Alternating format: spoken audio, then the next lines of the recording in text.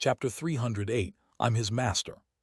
The first patriarch was silent a moment before saying, I've received a message from the sect leader. Fang Mu of the East Pill Division has forsaken the Violet Fate sect. We do not know if he is alive or dead. If alive, he has nothing to do with us. If dead, the same applies. His eyes glowed brightly as his words echoed out. To speak such words caused him utter humiliation and intense sorrow. The other spirit-severing patriarch said nothing, but a slight frown appeared on his face. There seemed to be a fury in his eyes that was just on the verge of exploding. However, he knew that they could not under any circumstances offend the Jai clan. They were the only people present who knew about the matter of Fang Mu, and in fact, they really had just received an urgent command from the Violet Fate sect. The wording in the command was simple. It didn't mention the death of a member of the Jai clan, but it did say that momentous changes were about to occur.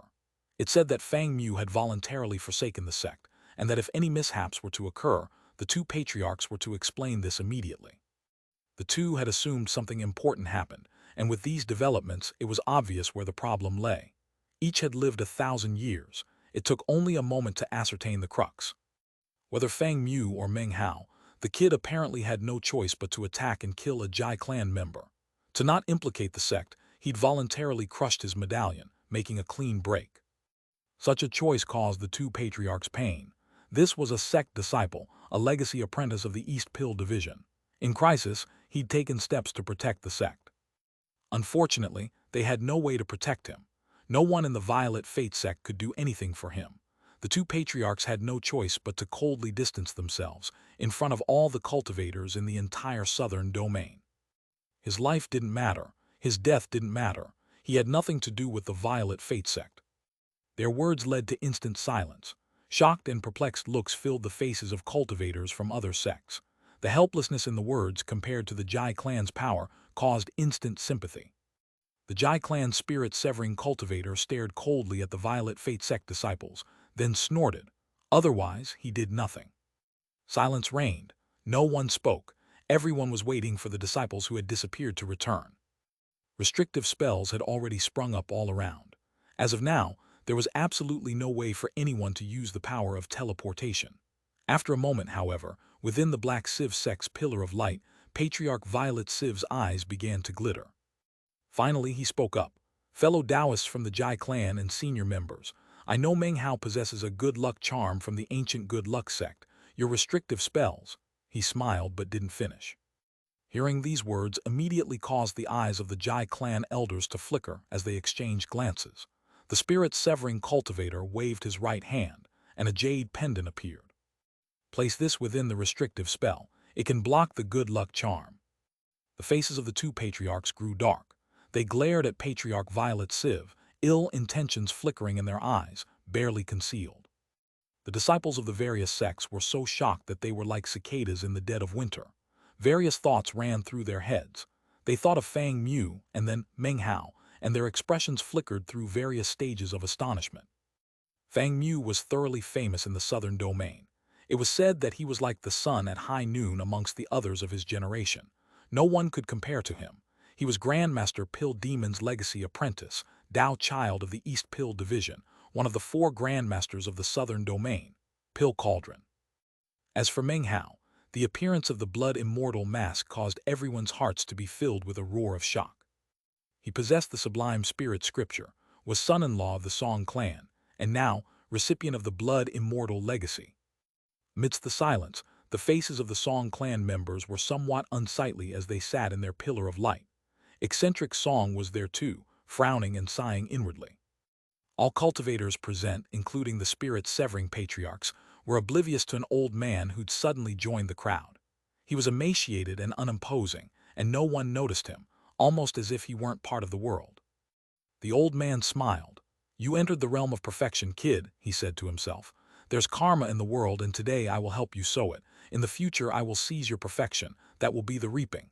No one could hear him. This was the ancient 10th patriarch of the Wang clan. Everyone continued to wait silently. Meanwhile, at the very edge of the southern domain, near where the state of Zhao used to exist, past the numerous mountain ranges, was a vast sea. This was none other than the Milky Way Sea, which separated the west and south from the north and east. Suddenly the air above the Milky Way Sea outside of the southern domain began to ripple and distort. A blurry image appeared, a person, who suddenly stepped forward. The figure was indistinct at first, but it rapidly coalesced into an old man. This was none other than the old man who had been fishing karma on the peak of White Mountain in the eastern lands, Jai clan patriarch Jiafang. He hovered in midair above the Milky Way Sea, looking out at the southern domain. Then his body flickered and he shot forward. However, even as he neared the border of the southern domain and was about to enter, he frowned and let out a cold snort. He raised his right arm and flicked it out ahead of him. A boom filled the air, spreading out in all directions, causing the ocean water beneath him to seethe and roar. The land comprising the border of the southern domain quaked, and the great boulders lining the seashore cracked and disintegrated. As the land crumbled and the seawater churned, an old man appeared in front of Jiafang. He wore a long gray robe upon each sleeve of which was the image of a pill furnace. The old man's hair was long and white, and he was very thin with dark blotches on his skin. His expression was placid, yet filled with power. His eyes glowed brightly, and a heavenly aura seemed to be concealed within them. The strong aroma of medicinal pills wafted out from him to fill the area. Jiafang gave him a cold look. "Should I call you Violet East or Pill Demon?" This old man was Meng Hao's master, Pill Demon. Pill Demon was silent for a moment, then looked back at Jiafang. "Violet East has perished, I'm Pill Demon." "It doesn't matter if you're Pill Demon or Violet East," he said coldly. "If you want to prevent the Violet Fate Sect from being destroyed, get out of my way. Anyone who kills a Jai clan member must die." Pill Demon shook his head. "I'm his master. He kowtowed to me 3 times, now it's time for me to do something for him." He waved his right arm, and suddenly a bronze pill furnace magically appeared in his hand. It immediately emanated an ancient qi, which spilled out in all directions. A bluish mist poured out from the pill furnace, circling around, making the entire area into a world of fog. "If you were really Violet East, I might have misgivings," said Jiafang with a harumph. "But you're clearly looking to die." He raised his hand, and the mist grew thicker, immediately inundating both of them. It was impossible to see them now. Only explosion after explosion could be heard, echoing out from within the mist. Beneath them, the Milky Way Sea seethed. The border lands of the southern domain quaked. Each and every attack made by either man contained enough power to shake the heavens and rock the earth. A grim voice echoed out from within the mist. "Pill Demon, is it really worth it to do something like this for your apprentice? You might be able to stop me, but can you stop the entire Jai clan?" "He chose to become my apprentice, and I chose to become his master. That's not something that can be erased by forsaking a sect. I believe it's worth it, all of it. I can't stop the Jai clan, but I can hold you off for a moment. That's enough." Another explosion shook the heavens. The battle shook this remote area where the southern domain met the Milky Way Sea. The mist churned, lightning crackled, thunder boomed. The battle rose to a climax. The walls within Chuman Tai's illusory mental realm were now collapsing. As Meng Hao disappeared, Su Qing bit her lip and closed her eyes. Meng Hao left, no longer Fang Mu. He looked as he had when leaving the state of Zhao, though his cultivation base was now at the core formation stage. He transformed into a beam of light and shot off into the distance. He wasn't leaving the maze, he was leaving Su Qing. He didn't look back. The green mark on the back of his hand flickered. It had appeared after he had formed the violet core, and the blood began to circulate through his veins. It appeared to be a magical symbol. Of course, he had seen it before, back when he reached Foundation Establishment, as well in the Violet Fate Sect when Chuman Tai had called out to him. As he proceeded forward, more and more walls began to crumble into pieces. The entire maze seemed to be collapsing, and many stranded cultivators could now see each other. They quickly formed groups based on their sect or clan. However, anyone not fast enough to regroup became the subject of attack, causing chaos. Meng Hao whistled through the air, moving faster and faster. No one could make out his face, only the shape of his figure as he shot past. The rumbling roars grew intense as the walls collapsed. Meng Hao suddenly paused. The collapse meant the entire place would be gone in moments. Because of the deaths of Li Dai and Jai Hongdong, the outside world has been sealed down. It seems my good luck charm is not going to help me. A glow appeared in his eyes. The instant he had made his move on Jai Hongdong, many thoughts had been racing through his mind. My only chance will be the rebirth cave 50 kilometers away. He took a deep breath, and then suddenly his expression flickered. A mist suddenly covered his body, and he shot off in a new direction. Up ahead appeared Chu Yuyan, Yi Feimu, and other Violet Fate sect disciples. They were surrounded and under attack by Western Desert cultivators. "Fellow Taoists from the Violet Fate sect," cried one of them in a grim voice, "hand over the copy of those inscriptions you just made and we'll leave you alone. If you don't, then we don't care if you belong to a great sect of the Southern Domain. We will exterminate you nonetheless." The totem tattoos on their bodies began to ripple. Chu Yuyan, Yi Feimu, and the other disciples, who were from the Violet Qi division, were doing their best to defend themselves. Yi Feimu was seriously injured and his face was pale. However, he continued fighting doggedly. Blood oozed out of the corners of Chu Yuyan's mouth, and her right arm dripped with gore. Her face was pale and her jaw clenched. Everyone else was also injured, and were clearly fighting for their lives. Next to them, two Violet Qi division disciples slumped against the wall, although it wasn't clear whether they were dead or alive. Chapter 309. Another wave rises. "This place could collapse at any moment," said Yi Feimu weakly. "Once it does, we'll be teleported out." He spoke to the Violet Fate sect disciples, not the Western Desert cultivators. His face was pale, and within the paleness could be seen pulsing black lines. It wasn't poison but a parasitic insect from a bizarre Western Desert technique. Infection resulted in injury, critical cultivation base loss, or death. Were it not for this, Yi Feimu wouldn't be in the current state he was, not considering the level of his cultivation base. Chu Yuyan clenched her jaw, slapped her bag of holding, and produced some medicinal pills which she swallowed. The whole group wore expressions of resolve. Unfortunately, other than Chu Yuyan, all of them had the strange black lines on their faces. It seemed they had all been infected by the parasitic insect. The Western Desert cultivators, bases weren't much higher than Chu Yuyan's and the others, all early core formation, not even the peak. They hesitated because they didn't want too much trouble in the Southern Domain. But the etchings were precious. Seeing the resolve on the disciples, faces caused them to exchange glances, and finally killing intent sprang from their eyes. "Kill them before this place collapses." Eyes glittered and attacks were begun. The power of their totems manifested, transforming into four enormous beasts which charged toward Chu Yuyan and the others. It was at this moment of crisis that Meng Hao appeared. Mist covered him, making his features indistinguishable. Before the Western Desert cultivators could even see him clearly, he was standing in front of Chu Yuyan and the others. He lifted his right hand and waved it forward. Immediately, a violet glow appeared in front of him which transformed into an enormous curved moon shape. A violet moon with the power to sever lives slammed into the four beasts, sending out a massive explosion. The Western Desert cultivators looked on in shock, then retreated. The totem tattoos on two began to ripple, incapable of holding up. The attack slammed into them, ripping their bodies to shreds. As for the other two, one coughed up a mouthful of blood, narrowly managing to avoid the attack. The other was the most powerful of the group, and the one who had put Yi Feimu out of commission. His cultivation base was at the mid-core formation stage. Meng Hao's appearance caused Chu Yuyan to stare in shock. Seeing the appearance of the violet gibbous moon filled her with astonishment. That was an art only the Violet Fate sect possessed, and that no outsider could ever master. "Screw off," said Meng Hao, glaring coolly at the two unharmed Western Desert cultivators. His words filled with enormous pressure caused the cultivator to immediately flee. A Western Desert cultivator felt life was filled with adversity, with no concept of honor or glory. Survival was what mattered. Seeing he had no chance of winning, he chose to retreat. Before leaving, he clasped hands and bowed to Meng Hao. He respected strength, regardless of his killed compatriots. The other Western Desert cultivator, the middle-aged man with the mid-core formation cultivation base, hesitated for a moment. He looked at Meng Hao and then at Yi Feimu and the others. Finally, he turned to depart. "Leave behind the antidote," said Meng Hao coldly. The man sighed inwardly, then waved his arm to send a black bottle flying out. Meng Hao wasn't worried about whether or not the man was planning any tricks.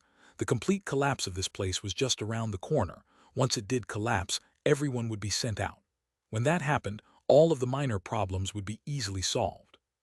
Meng Hao turned back to look through the mist at Chu Yuyan and the others. "This place is about to fall apart. All of you, take care of yourselves." His face filled with conflicting emotions, he made his way off into the distance. "Who are you?" Chu Yuyan suddenly asked. Meng Hao didn't respond. He made his way off thoughtfully.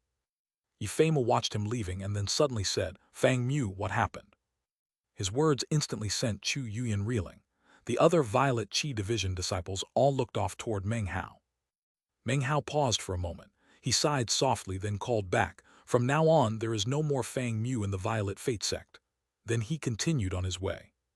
Chu Yuyan and Yi Feimu gaped, their faces filled with astonishment. However, it took only a moment for Chu Yuyan's phoenix-like eyes to suddenly narrow. That voice! Her breathing suddenly grew ragged as she looked off at Meng Hao's retreating form. Rumbling booms echoed out as the collapse of the surrounding walls continued. The walls in the immediate vicinity were completely toppled, revealing nothingness. Some of the cultivators began to be sucked out into the nothingness, and then disappear. Meng Hao looked around with concentration and caution. He wasn't sure of the exact circumstances outside, but guessed there would be extreme danger. He didn't take reckless action, but carefully observed the nothingness beyond the collapsing walls. Not much time passed before the roaring grew more intense. Everything was falling apart. Meng Hao's gaze flickered, and he was just about to fly off into the nothingness when suddenly, his expression flickered. He lifted his hand and waved his sleeve. The two indestructible wooden swords flew out, moving to defend Meng Hao's side. It was at this exact moment that a boom resonated out. The fist of a woman punched through the air toward him, seemingly out of nowhere. The fist smashed into the violet mist which surrounded him, causing it to collapse instantly. The fist didn't pause, instead proceeding directly on toward Meng Hao's swords. An enormous blast radiated out. The two swords hummed and shook, spinning back and slamming into Meng Hao's chest. Pain filled his body, and he flopped backward like a kite with its string cut, blood spraying from his mouth. He looked over to see that the owner of the fist was none other than the young woman surnamed Fang. She wore a long green robe, along with an air of aloof elegance. She slowly approached through the void. She was beautiful but had hit Meng Hao with an astonishing blow. The power far exceeded the early core formation stage. Such physical power was shocking to Meng Hao. The violet mist roiled around Meng Hao, and his pupils turned violet as he stared at her. His wounds rapidly healed, and within a few breaths he was completely normal, except for a slightly paler face. He wiped the blood from his mouth and looked up at the woman, his face grim. Such power, he thought. Such incredible power, that was far beyond Jai Hongdong. I think that blow just now could easily wipe out a normal early core formation stage cultivator. His eyes narrowed. "Running away pretty quickly, I see," she said coolly. "You killed that annoying Jai Hongdong everyone hated. I can kill you easily. Take out the immortal treasure and give it to me. You can't even use it." She wasn't proud and arrogant like Jai Hongdong, but rather aloof. Clearly, she was much more powerful. She also seemed to possess an incredibly domineering air, even a bossiness. She waited 2 breaths and then said, "You don't agree? Fine, then you can just die." She stepped forward at incredible speed, instantly in front of him. She raised her right hand and the fist descended. Meng Hao began an incantation with both hands. A 5-fingered blood palm sprang up. Beneath his feet, the glow of the blood death world appeared. Blood clones popped out and seemed to merge with his body. As the fist neared, he struck out with his palm. A shocking boom filled the air, and massive power shook the ground beneath the two of them, shattering what remained of any nearby walls. A vortex of nothingness appeared and began to suck everything in. Meng Hao coughed up some blood as he tumbled backward. Violet chi roiled throughout his body, and his pupils glowed with a blinding violet radiance. His wounds once again healed. However, his face was even paler than before. This recovery had cost him life force, and life force meant longevity. He retreated, a cold glow emanating from his eyes. He slapped his bag of holding to produce the blood-colored mask. The young woman took 2 steps back, a fierce expression filling her eyes. "You're the first in the early core formation stage to make me fall back," she said unyieldingly. "I can make you bleed as well," replied Meng Hao, his eyes filled with as much coldness as hers. He lifted his hand to place the mask on his face, and as he did, the young woman let out a cold snort. The killing intent in her eyes grew even stronger. Her body flickered as she shot toward Meng Hao, raising her fist into the air. "Fang," she called out only the one word, but the instant she did, the color of her fist changed into green. Countless green lightning bolts surrounded it, and it emanated a shocking and terrifying chi that caused Meng Hao's scalp to go numb. The speed with which the young woman approached caused Meng Hao's heart to fill with an intense sense of crisis. He had not experienced such a feeling even when fighting against Jai Hongdong just now. In fact, it had been a very long time since he had experienced such a crushing pressure from anyone in the same generation as himself. "Die!" cried the young woman. her voice echoing out in all directions as she neared Meng Hao. At this exact moment, Meng Hao's right hand placed the mask onto his face. A chi of blood and death immediately exploded out from him. It was also at this exact same moment that the back of the hand he had used to place the mask on his face was suddenly facing the Fang girl. In addition, the green mark which had appeared on the back of his hand when he formed his core had not disappeared. It suddenly flickered slightly. The green mark flashed like a magical symbol, and the young woman saw it. The instant she did, her eyes went wide and filled with complete disbelief. Her fist was almost upon him. She suddenly let out an exasperated grunt. Risking recoil energy, she twisted her attack to the side, slamming her fist into the ground next to him. A boom filled the air and massive cracks filled the ground, revealing nothingness beneath them. Even the nothingness seemed to tremble, threatening to collapse from the power of the fist. The young woman coughed up blood. Her hair flew in disarray, and she turned to glare at Meng Hao, her eyes filled with fury and disharmony. Meng Hao gaped at her openly. He wasn't sure what happened in that critical moment to cause her to change direction. She must have known this would injure her. This chapter was sponsored by Audiobook. This is the last half of a common Chinese expression describing how a new conflict appears when a previous conflict remains unresolved. The expression literally translated is one wave calms, another wave rises. Chapter 310, blazing as brilliantly as ever. Damn it, howled the young woman. She was very beautiful, and her appearance before she had attacked just now was charming and gentle. However, her moves had been as explosive as a dragon. Her howl was filled with potent power, and an aura proclaiming she was the most important person in the world. Meng Hao's scalp went numb. He'd never seen a woman behave like this. Damn it, she roared. She clenched her right hand into a fist and smashed it into the ground. There wasn't much ground left to begin with, and her blow caused it to crumble even further. Why couldn't it be black? Boom. Why couldn't it be red? Bam. Why couldn't it be violet? With every sentence, she violently slammed her fist down onto the ground around Meng Hao, causing the ground to begin to disintegrate. Soon, only the spot directly beneath his feet was left remaining. The slamming fist even caused the nothingness around them to begin to collapse. Meng Hao's scalp grew even more numb. This girl was crazy. Such bizarre power went beyond his imagination. Even wearing the blood-colored mask, he wasn't a match for this lunatic. Meng Hao suddenly remembered how Jai Hongdong had described this young woman, and completely agreed. Seeing how she was smashing the nothingness into smithereens, Meng Hao quickly turned and sped off in a different direction into the nothingness. As he charged off, he heard the girl raging. Why did it have to be green? Blam! His face pale, Meng Hao prepared to be teleported out. He looked down briefly at the back of his hand and the mark, which was gradually fading. Could it really be because of this mark? He thought, hesitating for a moment. Thinking back to the fearsomeness of the crazy young woman, he shuddered. From childhood to adulthood, from scholar to cultivator, this was the first time he'd been so frightened of a woman. Meng Hao's eyes began to grow hazy. When they cleared, he could see a black fog overhead and could also sense a familiar aura. This was the region of the rebirth cave. The immortal's corpse was rapidly shrinking and would soon return to normal human size. People were currently being teleported out all over the place in various positions. The instant Meng Hao appeared, he pulled out the good luck charm. It took only a moment to test it out, whereupon Meng Hao frowned.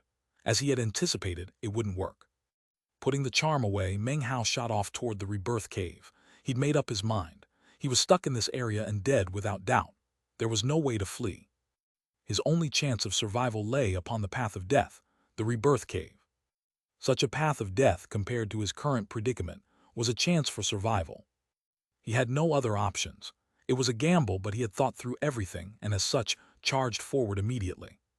The instant he teleported out, outside the misty basin, by the 10 pillars of light, the middle-aged man from the Jai clan's eyes suddenly opened. "He's here," he said, waving his right hand. Immediately, a glowing image appeared in front of him. It was none other than the fleeing Meng Hao. "He's heading north," he said coolly, flickering off in pursuit. The nascent soul elders of the Jai clan followed him into the fog of the basin, their faces grim and filled with killing intent. The dozen or so Li clan cultivators also flew into the air in quick succession, faces filled with killing intent as they went in pursuit of Meng Hao. Anyone could kill Meng Hao with a wave of a finger. However, all joined the chase, Pursuing Meng Hao was a matter they all felt obligated to participate in. They entered the fog, but none could sense the 10th Wang clan patriarch. He smiled, moving in the same direction, in plain sight yet unnoticed as he joined them. The nascent soul cultivators of the Jai and Li clans proceeded through the black fog, and as they did, their cultivation bases were slowly suppressed.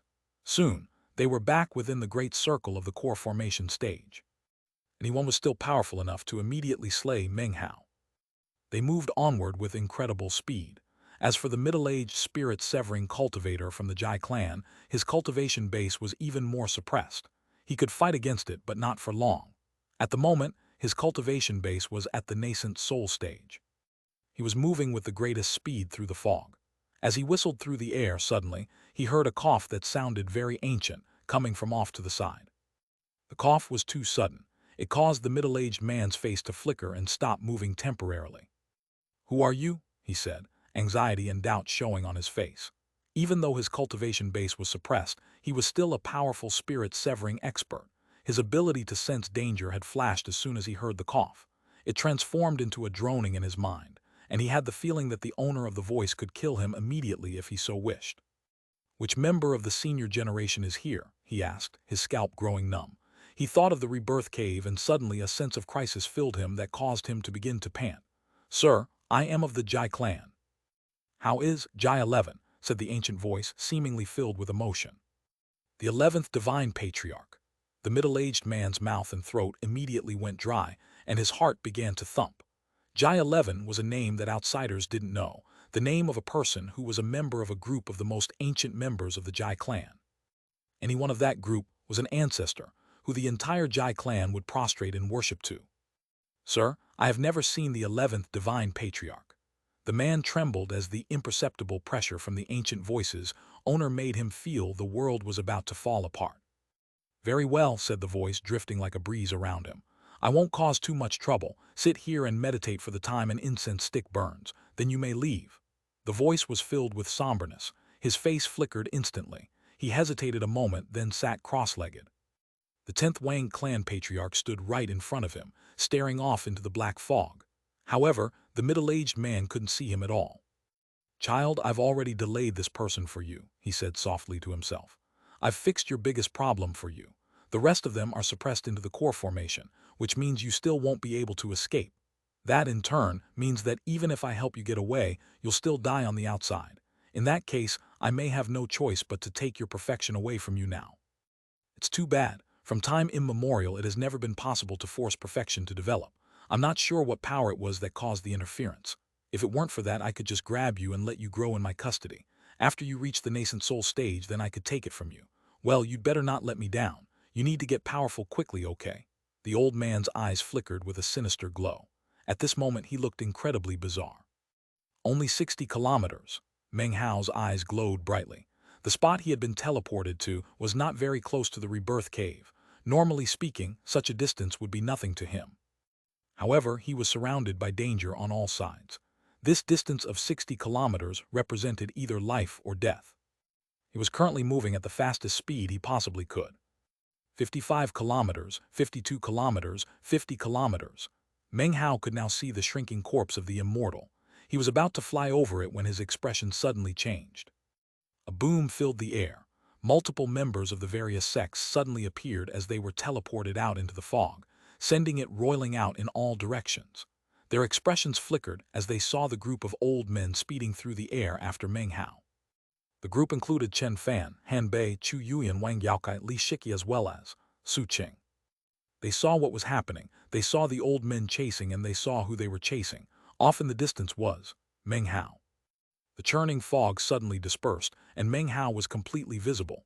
Everyone could see him, and he had no inclination to conceal his identity. All eyes fixed on him.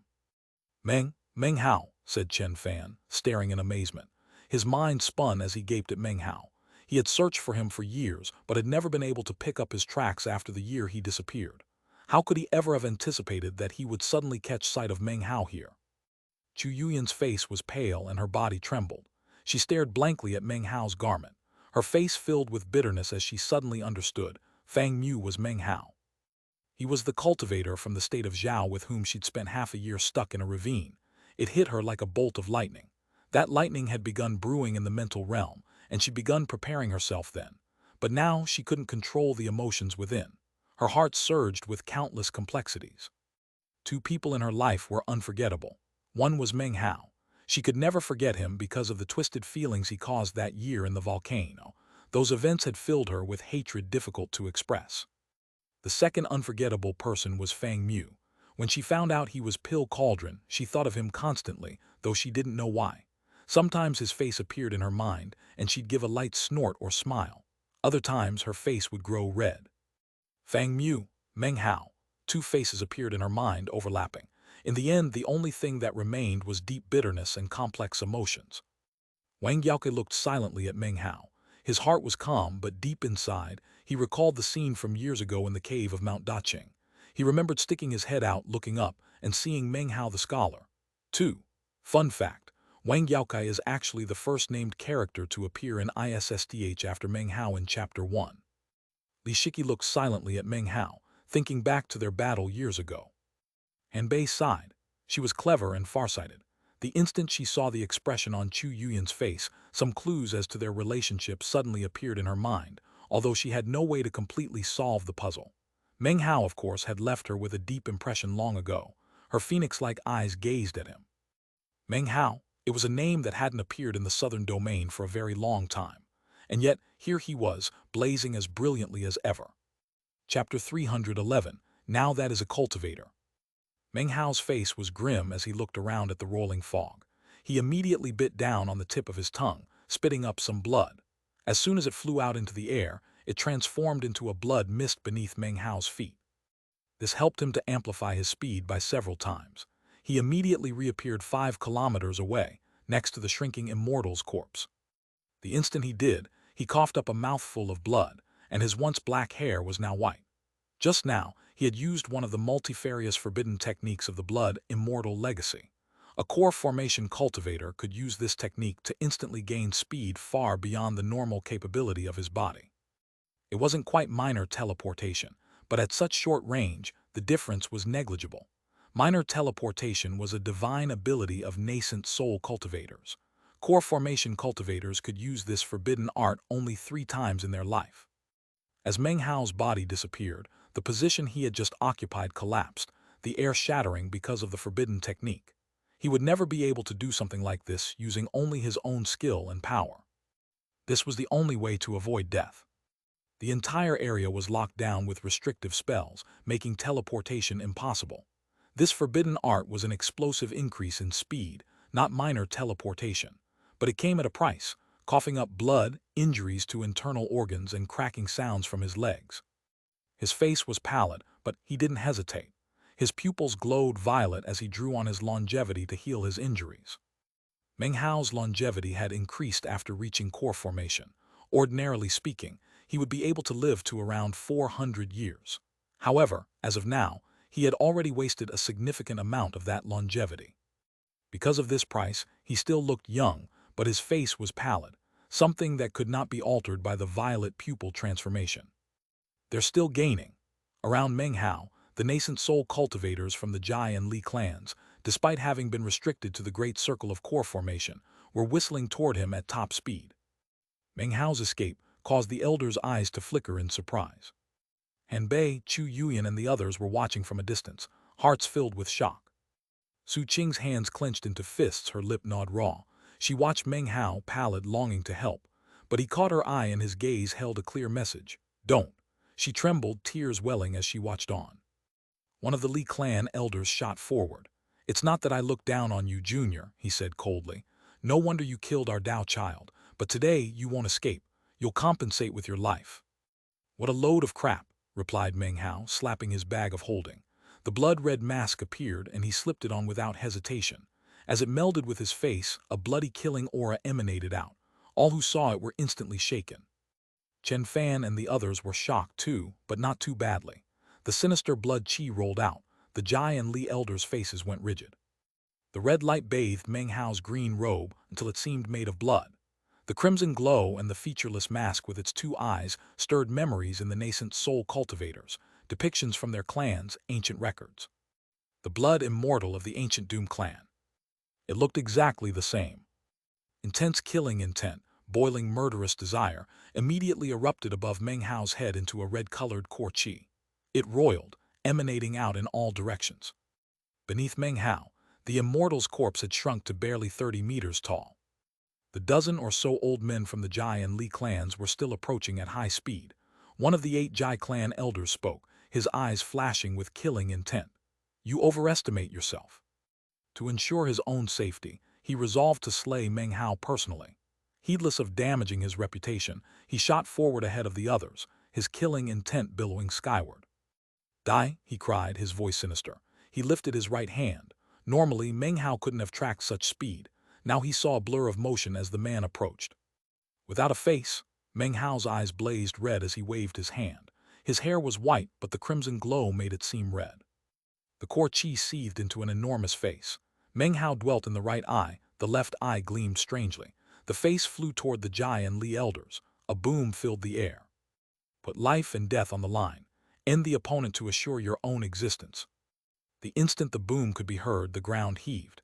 Everything shook, even the black fog. The explosion was audible even outside of the basin. The eyes of Patriarch Violet Civ of the Black Civ sect glittered. Behind him, the spirit-severing Patriarch of the Black Civ sect had a similar expression. They flew up and were about to head into the black fog when suddenly, the 2 spirit-severing Patriarchs from the Violet Fate sect disappeared. When they blinked back, they were directly in front of the 2 from the Black Civ sect. "If you take another step forward, don't blame us for killing you," said one of the Violet Fate sect Patriarchs, his voice grim. His eyes glowed with killing intent and fury. The boom echoed through the fog. The enormous face disintegrated. Blood sprayed from Meng Hao's mouth as nearly half his bones shattered. Countless lacerations shredded his flesh, spilling blood that soaked his garments. His robe was no longer red from the crimson glow. Now it truly was a robe of blood. His body tumbled backward onto the immortal's corpse. He trembled, gritted his teeth, and rose to his feet. It was like the time he faced Wang Tengfei in the Reliance Sect 1. Do you remember how Meng Hao picked the bloody fingernails out of his palms after getting beat down by Wang Tengfei? And yet he never backed down. That was actually in Chapter 17.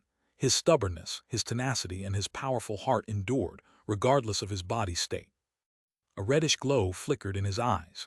Blood dripped from his body onto the immortal's corpse beneath him, now less than 15 meters tall. The Jai clan's nascent soul cultivator trembled, his face falling. He was uninjured, yet he regarded Meng Hao gravely. His attack had been backed by the power of the Great Circle of Core Formation, more than enough to destroy a Core Formation cultivator. And yet Meng Hao lived. Intense killing intent flickered in his eyes, along with greed. He could see that Meng Hao's cultivation base was merely early core formation. The power came only from the blood-colored mask. He wasn't alone in this realization.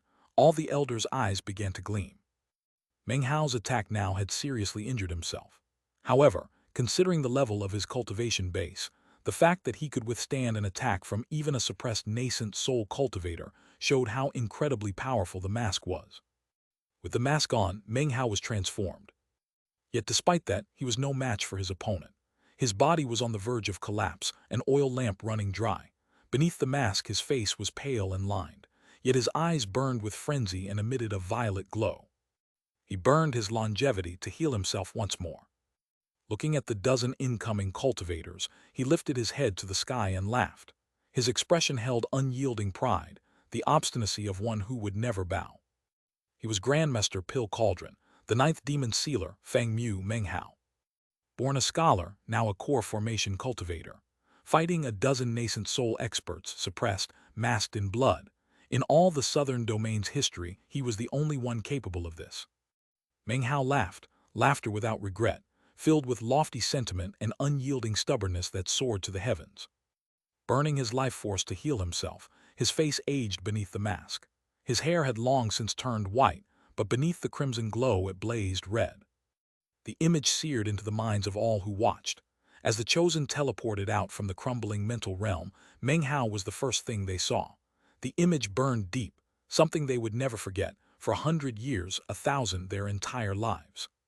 He was like the sun at noon, the representative of a generation. Never would someone like him appear again. Never would anyone outmatch Meng Hao. This was what they all thought. Chosen, Tao Child. masked, crimson hair fluttering, laughing at more than 10 nascent soul cultivators. The rest were like insects. Now that is a cultivator. It was hard to say who muttered the words first, but it only took a moment for them to resonate throughout the minds of all the chosen. Note from Urgent, cultivators have what it takes to stand up to heaven and earth. Cultivators have the stubbornness to never bow their heads, no matter how bloody the battle. That is a cultivator. To me, a cultivator is someone who stands covered in blood, hair snow white, facing a host of enemies. And yet, no matter the danger, no matter how difficult the path, a cultivator will grit his teeth, lift his head up, and laugh. In this manner, he will become a legend. That is what a cultivator is to me. This chapter was sponsored by Jeremy Rosehart, Maverick Lai, and Sued K. Chapter 312. Because this person is filled with insanity. Amidst his laughter and the whipping red hair, Meng Hao lifted his right hand. Between his fingers was a violet-colored medicinal pill, a devilish will made manifest. The instant it appeared, rumbling filled heaven and earth. An indescribable aura seethed out, causing all onlookers' faces to flicker. Meng Hao placed the pill into his mouth without hesitation. The violet-colored pill dissolved with shocking speed, staining his internal organs as if with ink, filling his viscera. Arrgghha. Meng Hao lifted his head and let out a shocking roar. Beneath the mask, his face twisted, his crimson eyes filled with insanity and killing intent. The blood-colored mask seemed to approve the aura surging through him, spreading it even more intensely. Pain, incomprehensible pain. His body felt slashed into pieces, punished by 1,000 cuts. It released all the potential of his latent talent and cultivation base, as if a treasure chest within him had opened. A final intense pain rushed through him, as if someone had ripped open his chest and lifted his beating heart to the sky. Chaos, earth-shaking chaos. An indescribable power crushed all the memories in his head to dust. His will and consciousness were thrown into disorder. Within the chaos, strands of intense killing intent filled him. 1 strand, 100 strands, 1,000 strands, 10,000 strands, 100,000 strands, 10 million strands of killing intent. The killing intent sent Meng Hao's mind into chaos, crushing his core, driving his soul to insanity, staining it with terrifying frenzy. The insanity transformed into world-shaking killing dementia, toppling his thinking, melting his mind into nothing, filling him with a devilish will. It became a self-destructive desire, and his cultivation base climbed upward. Mid-core formation, late core formation, great circle of core formation. Meng Hao's roars filled the area, shocking everyone. Meng Hao was not experiencing a burning of the soul. This superseded that because this pill was the bedevilment pill, and this will was a devilish will. This person was filled with insanity. The cultivation base burned, releasing the soul. The frenzied will and the desire for self-destruction transformed into devilish insanity. This was Meng Hao. His eyes were crimson, filled with blood, devilishness, and imperceptible malevolence. Beneath the mask he aged. His red hair whipped around him unrestrained. The image of Meng Hao in this moment was indelibly branded onto the eyes of everyone who was watching. The 10 or more nascent soul cultivators suppressed to core formation approached Meng Hao. They outnumbered him vastly, yet they closed in, each preparing to attack. Each feared they wouldn't personally exterminate him and thus incur trouble within their clans. Their killing intent billowed skyward as they whistled through the air. No one could help Meng Hao. He was completely alone. The only person who could help him was himself. His laughter echoed through the air, filled with insanity, as he waved his right hand. Without a face. Heaven and earth shook. The enormous face appeared once more, larger and more substantial than before. It was no longer illusory but real. The face towered up, blood flowing from its eyes. The sight was startling and shocking. Like a mad devil, it shot roaring toward the dozen or so incoming nascent soul cultivators. To the onlookers, Meng Hao was a moth willingly flying into the flame, seeking death, yet unleashing all the splendor of life. Everyone's hearts twinged with emotion. A moth flies into the flame seemingly because the moth loves the flame. It wishes to be reborn within the flame. To onlookers, it would seem that death was unavoidable. However, who could possibly know that this moth had no love of flame? Instead, it wished to use its life to extinguish the flame. A boom rocked everything.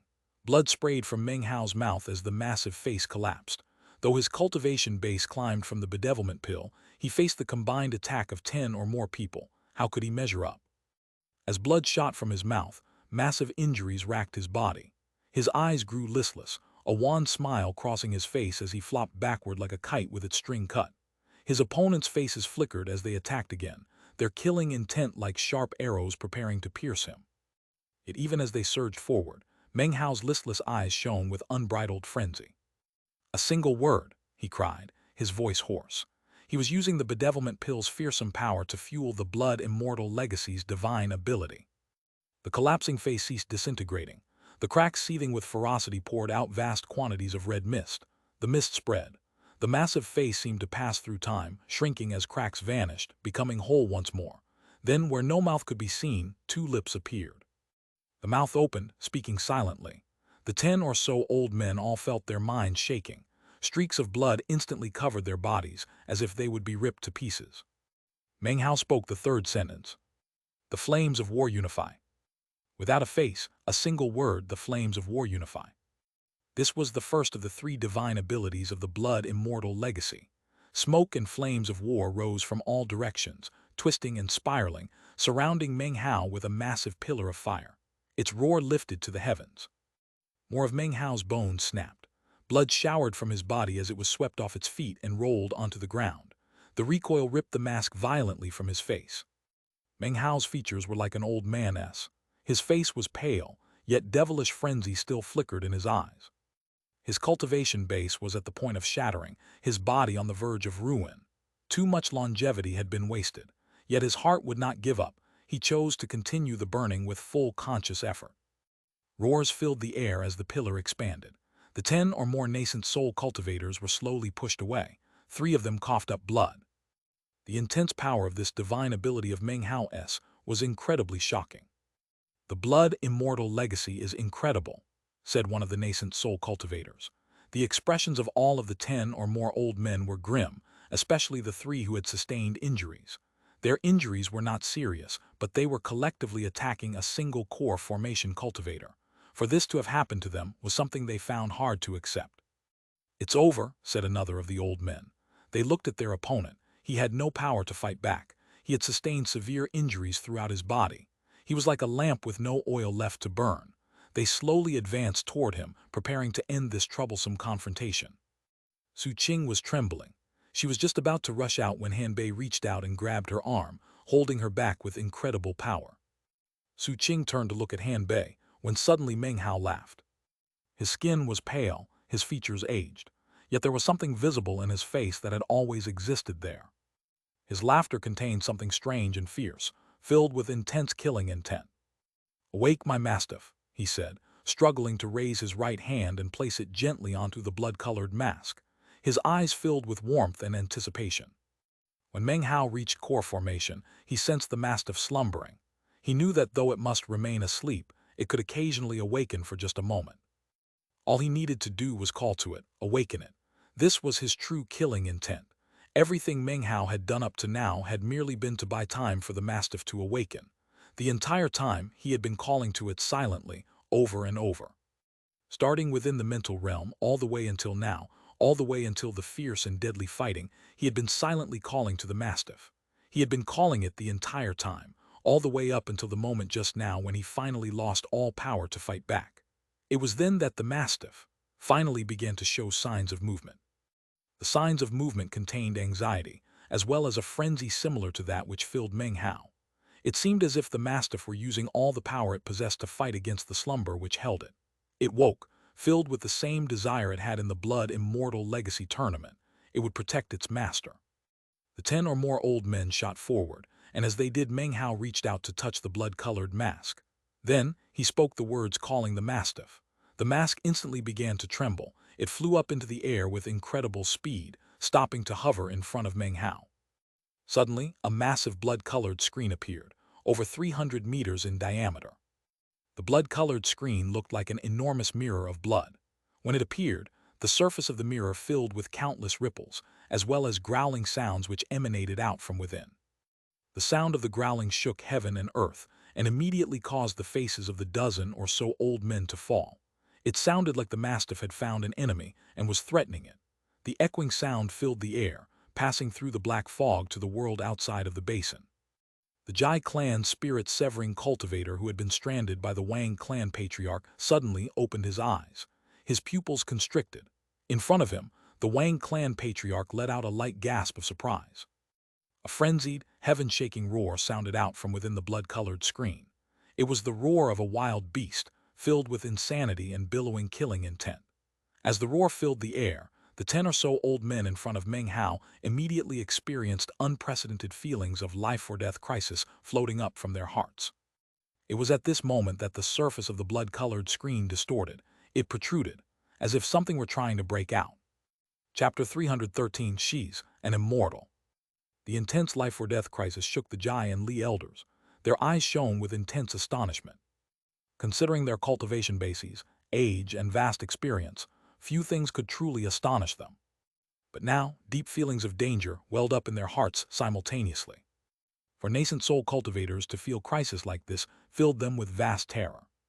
Cultivating to the nascent soul stage was extremely difficult. Many fell along the path. For these men to reach here meant good luck and fortunate circumstances. Now, facing this life-or-death crisis profoundly affected their hearts and minds. For the first time, these more than 10 men felt regret. But before they could retreat, an intense roaring poured from the 300-meter blood-red screen. The sound filled the air, shaking everyone who heard it. Some with weaker cultivation bases coughed up blood. The 10 old men watched in shock as the blood-colored screen tore open. From within billowed a massive glowing red light. Within the red light could be seen an enormous paw stretching toward them. One paw from a gigantic wild beast, long, razor-sharp claws covered with thick red fur, carrying an indescribable demonic aura. About 30 meters in size, it emerged from the blood-red screen, ignored the suppressing force, and shot out. The instant the claw appeared, an intense, terrifying aura exploded out. The dozen old men's faces filled with shock, their pupils constricting as they retreated, minds reeling. That's the aura of spirit severing. Damn it, how could this Meng Hao have a spirit-severing aura with him? The scalps of the 10 or so old men immediately went numb, and the sense of crisis grew even stronger. In the very instant in which they attempted to flee, the paw which had emerged from the blood-colored screen raised into the air. Then, it struck down toward them. This was the paw of the sleeping blood mastiff. During the 10 years that had passed, it remained incapable of awakening. But after Meng Hao reached core formation, a greater connection appeared between them. Meng Hao's repeated calls and the critical life-or-death moment were an intense provocation that caused the blood mastiff to awaken. In this moment, all it could do was extend its paw into the world and strike down. A roaring sound filled heaven and earth. The mastiff, evolved to the spirit-severing level, sent its paw whistling down. 3 Jai clan elders, unable to evade, let out blood-curdling screams as their cultivation bases exploded. Blood sprayed from their mouths as their bodies collapsed. Their nascent souls fled, but were shattered by the paw before they escaped. Among the Li clan elders, 4 were too slow to evade. The blood mastiff's massive paw descended, turning their bodies into mutilated flesh. Their nascent souls were crushed to powder before they could flee. In the blink of an eye, 7 of the dozen nascent soul cultivators were slain. These 7 were incapable of withstanding even a single blow from the paw. Fear filled the remaining men. Blood drained from their faces, their hearts raced, their scalps went numb. All they could think of was fleeing as quickly as possible. Everything had gone opposite to expectation, exceeding the limits of their imagination. How could they have predicted that Meng Hao, a mere core formation cultivator, would be so difficult to kill? They couldn't know that for Meng Hao, reaching core formation was merely the first stepping stone. After reaching core formation, he had a vast array of magical techniques and methods. Meng Hao had saved everything for an explosive finale. The boom was still echoing out as the mastiff's paw slowly began to fade away. The massive blood-colored screen also began to disappear. Meng Hao grabbed the mask as it fell toward the ground. Hanbei and the others seemed incapable of breathing as they stared at the oilless lamp that was Meng Hao. None had imagined events could turn about this way. Blood divinity, breathed Li Shiki, trembling. That was a blood divinity. The others immediately thought back to the Blood Immortal Legacy Tournament and the blood-colored mastiff. Back then, they'd had no idea who the mastiff belonged to. Now, you could say that they understood, but had little time to think about it. Seeing everything that they just had with their own eyes caused their minds to spin. Clutching the blood-colored mask, Meng Hao produced some medicinal pills and consumed them. Gritting his teeth, he struggled to his feet and looked over the group. His gaze lingered on Su Qing for a moment before he turned to head toward the rebirth cave as quickly as he could. "Fang Mu!" cried Chu Yuyan. Seeing him turn to leave, she suddenly realized she had no way of knowing when she might see him again. If she didn't call out, perhaps she would never have another chance to do so. Meng Hao's body quivered slightly, but he continued onward. He knew the nascent soul elders had been intimidated by the blood mastiff's appearance and the slaying of their 7 compatriots. But it wouldn't take long for them to realize the truth, that Meng Hao seemed strong on the outside, but was actually incomparably weak. Then they would come after him again. The blood mastiff had instantly fallen back into slumber after attacking. No matter how many times Meng Hao called to it now, it wouldn't awaken. "All paths outside are sealed. My only option is the rebirth cave." Gritting his teeth, Meng Hao whistled forward. The remaining 7 or 8 old men suddenly ceased their fleeing, their expressions filled with hesitation. They analyzed what had just happened. Given their age and experience, it took only 10 breaths to grasp the situation. Unsightly expressions appeared on their faces as they turned and headed back. In the blink of an eye, all of the fleeing nascent soul cultivators once again headed in pursuit of Meng Hao. About 25 kilometers from the rebirth cave, a soft sigh suddenly echoed out, the sigh of a woman. The remaining nascent soul cultivators' faces flickered instantly. They coughed up blood as they tumbled backward, bodies shaking, dumbstruck. Whatever they had just encountered was even more powerful than the blood mastiff. Their nascent souls trembled, and their fear climbed to the pinnacle. All the cultivators outside the basin heard the sigh too. Their minds shook, blood sprayed from their mouths. Unprecedented looks filled the faces of the spirit-severing patriarchs. "That's—" Their faces fell, and blood erupted from their mouths. They appeared to have received severe internal injuries. The Jai clan's spirit-severing cultivator also coughed up blood, his astonishment extreme as he heard the sound from the rebirth cave. This was not the voice of one of the strange life forms that existed there. This was the sigh of a woman.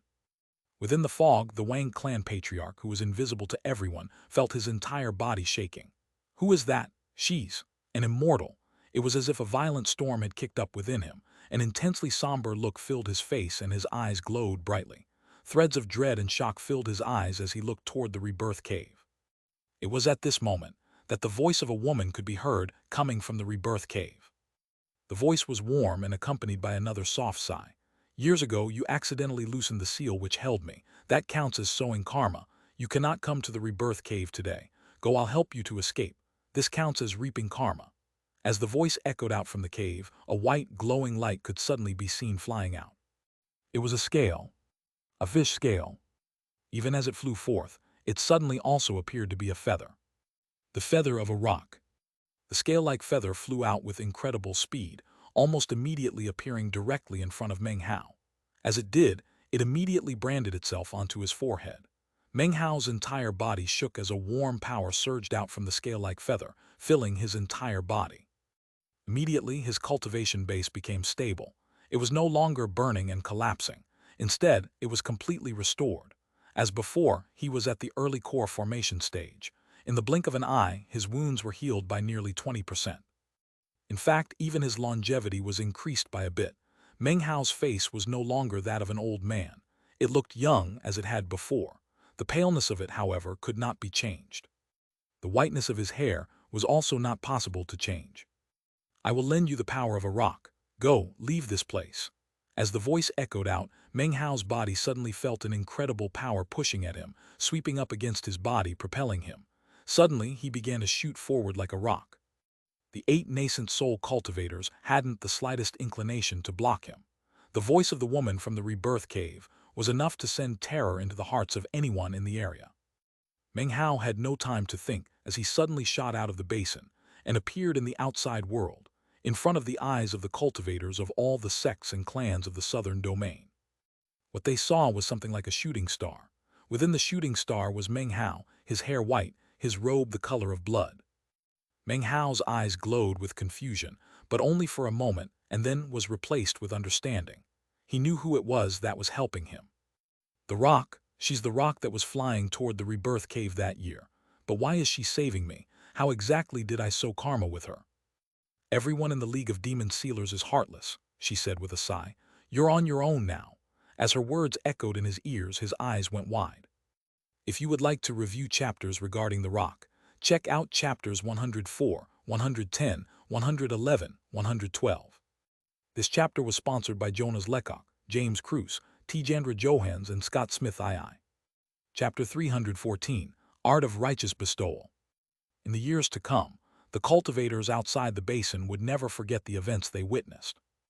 In their memories, they would always see that shooting star flying from the fog, ablaze with heaven-shattering fire, emitting a bright glow they would never forget. Within that flame and glow was, of course, Meng Hao, legacy apprentice of the Violet Fate sect, fourth Grandmaster of the Southern Domain, owner of the Sublime Spirit Scripture, inheritor of the Blood Immortal Legacy. Anyone would make a cultivator famous. All embodied in one person made that person a legend. Meng Hao was absolutely a legend. His cultivation base was not very high, and he had been in the Southern Domain a short time. Yet he shone brightly, like the sun at noon. No one would forget that shooting star and the massive rock appearing in the air, Meng Hao making up its nucleus. They watched him soar from the basin, charge through the blockade of Jai and Li cultivators, and shatter the swirling seals. The seals collapsed behind him as the shooting star and the rock soared through heaven and earth. Thousands of kilometers away, they disappeared from the rebirth cave region, fading over the horizon.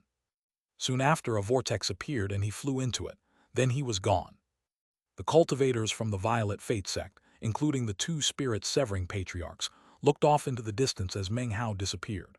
They saw with their own eyes that he had made it to safety, and deep in their hearts heaved sighs of relief. Wu Dinkyu stood there, a complicated look on his face.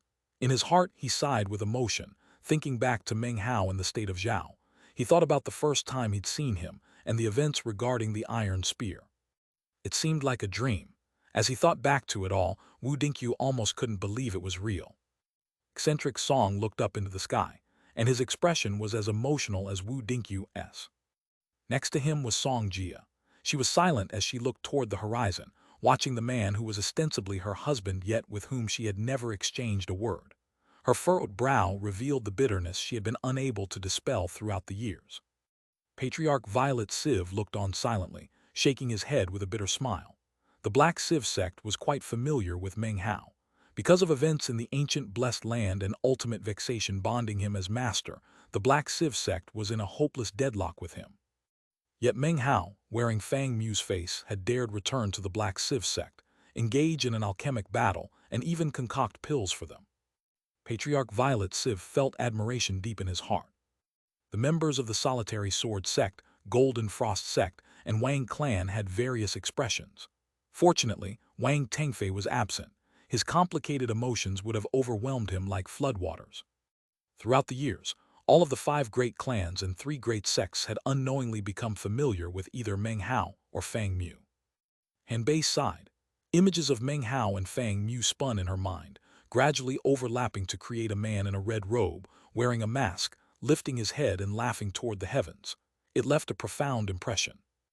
Wang Yaokai was also silent as he thought back to Mount Daqing and Yunji County. Chu Yuyan bit her lip, unable to determine what she was feeling. Pain, melancholy, and disappointment swirled inside her. Something had slipped through her fingers. She felt as if she had suddenly lost something. Yifeimu lowered his head, refusing to look up, yet his eyes glowed with stubbornness. He had faith that Meng Hao would rise to prominence elsewhere. That meant he couldn't slack off. One day they would meet again, and when that day came, he would gain victory over Meng Hao in the Tao of Alchemy. Chen Fan let out a light sigh. He and his junior brother from the Reliance sect had begun to tread vastly different paths. He held deep admiration for Meng Hao, not envy of his identity, but admiration for his life. Meng Hao's life seemed vastly more wonderful than his own. Perhaps he is a true cultivator, murmured Chen Fan. A look of astonishment blossomed in Li Shiki's eyes. She thought back to what the mysterious patriarch had told her the day she left the sect to come here. Will we meet again? She thought with a slight laugh. Some distance away, Su Qing gazed at the horizon. We'll definitely meet again, she murmured. Her personality was simple, her features cold. She wasn't very intelligent, but her stubbornness ran much deeper than the average person. Her stubbornness was such that it transformed into a promise. I'm waiting for you, she said in her heart. Then she sighed. ///. The Milky Way Sea divided the lands of South Heaven into two parts, east and north, west and south. The Great Tang in the eastern lands, the Qiang Dai Flute of the northern reaches, the outstanding heroes of the southern domain, the totems of the western desert. The Great Tang in the eastern lands was known for its power, the northern reaches for its intrepid barbarians, the southern domain for its many outstanding heroes. As for the western desert, well, it was known as the barbarian West with its western devils. In fact, its name actually represented madness.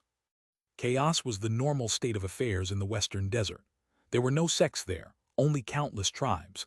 Some tribes formed alliances and then larger coalitions of power. Because of the infertility of the land and the scarcity of resources, as well as the deplorable condition of the environment, the western desert cultivators lived a life of merciless killing.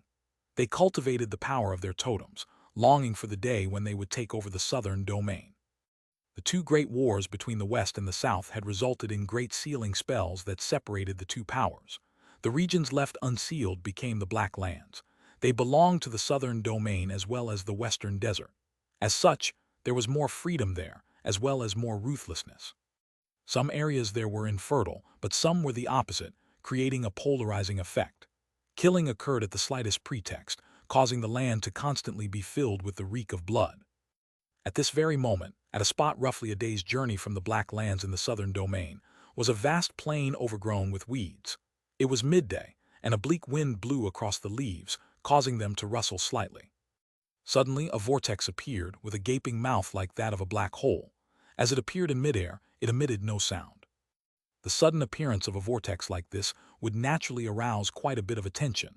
However, few southern domain cultivators ever came to this area. Moments later, someone emerged from the vortex of the black hole. He staggered forward, then looked back at the vortex, causing his white hair to whip around his head. On his forehead could be seen a mark that looked both like a scale and a feather. This was none other than Meng Hao. Using the powerful momentum of the rock, he had activated his good luck charm to teleport away from the region of the rebirth cave, to reappear here. He floated in midair, watching the vortex disappear, a look of confusion covering his face. Everything around him was quiet, except for the sound of the wind. After some time passed, he produced a jade slip and looked down at it with a serious expression. Having confirmed his current location, he let out a sigh.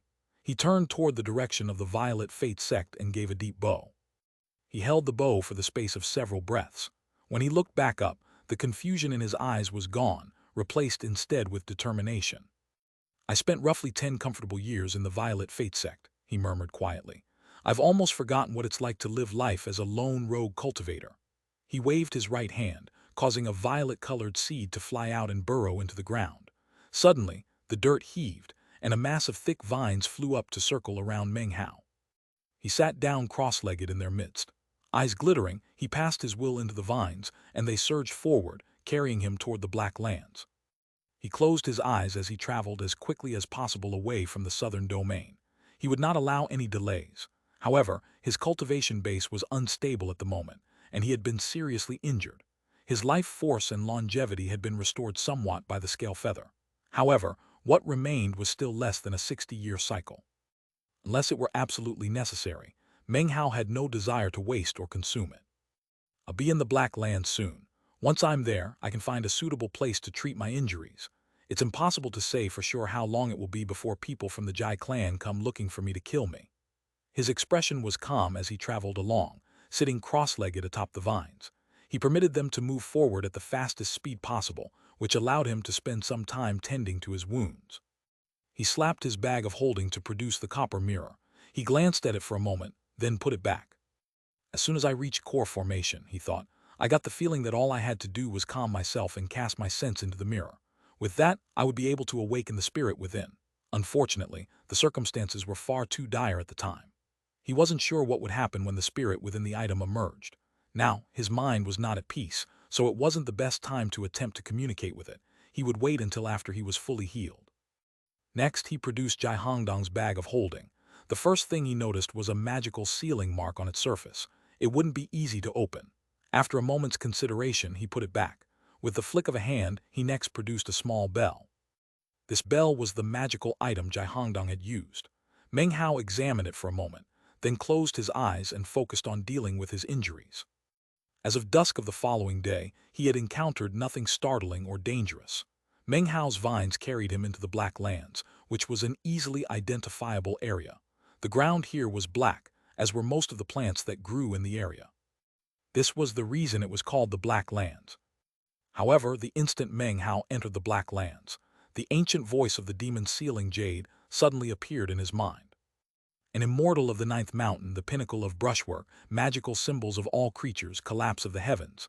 The power is fused within this land, transformed into destruction and filled with demonic life force. This land can be used to cultivate the art of righteous bestowal. Meng Hao's mind shook, and his eyes immediately snapped open. He snatched out the demon sealing Jade. As soon as he touched it, an icy coldness poured into his fingers, filling his mind. It transformed into a mnemonic, a unique divine ability of the League of Demon Sealers. Righteous bestowal, impart demonic power upon any living creature. Chapter 315, The Immortal's Cave of Huangdaxian. It was dusk in the Black Lands. The sky was dark, the land beneath pitch black, everything felt desolate. No mortals could be seen, they couldn't survive in such an environment. This area was occupied mostly by cultivators. Occasionally, one encountered mortals, descendants of cultivator clans, powerfully built, with strong qi and blood. When Meng Hao entered the Black Lands, he looked back and suspicion flashed on his face. An invisible thread seemed to attach to his body and be covered up. Before entering, he couldn't detect it. As soon as it was covered, he could. Meng Hao muttered thoughtfully as the vines carried him forward. Moments later, he cleared his thoughts and cast his spiritual sense about. The region 300 meters in all directions appeared in his mind. I need to find a quiet place where I can recuperate. I remember that Zhou Dekun won. Zhou Dekun was the old furnace lord from the Violet Fate sect that Meng Hao initially hated but eventually befriended. He was kidnapped by Black Lands cultivators and never seen or heard from again. Was taken to the Black Lands. Furthermore, there should be information about the eyeless larva too. The eyeless larva was talked about mostly in chapter 165 here. I wonder if I'll be able to refine one. Meng Hao once again produced Jai Hongdong's bag of holding. The magical symbol on it was by no means weak. Meng Hao was able to suppress it slightly, but was unable to open the bag. He could tell that if he was able to suppress the seal for long enough, then he would be able to. A long time passed, after which Meng Hao once again closed his eyes. He allowed the vines to continue forward without rest. Soon, more than a month had passed. Occasionally he would encounter some Black Lands cultivators. They were for the most part skinny and bony, with an intensely fiendish aura. They were usually alone, or rarely in groups of 3 or 5. To Meng Hao, most of them seemed like lone wolves. This was very different than the southern domain. It seemed people here were used to treading the line between life and death. The only way to ensure continued existence was to soak one's hands in blood. However, despite their ferocity, when the local cultivators saw Meng Hao, their pupils would constrict. Meng Hao's white hair was very conspicuous as it billowed around his head. Combined with the paleness of his face, it left people with a very ghastly impression. When you added the vicious-looking vines, the entire picture was one of powerful maliciousness. Meng Hao emanated the aura of core formation, as well as the reek of blood. Anyone who saw him would immediately come to the conclusion that he was someone not to be trifled with. Even some cultivators of the same level as he, after sensing the aura of his cultivation base, would hesitate for a moment and then get out of his way. In the Black Lands, killing was a constant part of life, and it was common to see bodies laying about. As Meng Hao traveled, he saw dozens of vicious magical battles between cultivators. He also saw quite a few deaths.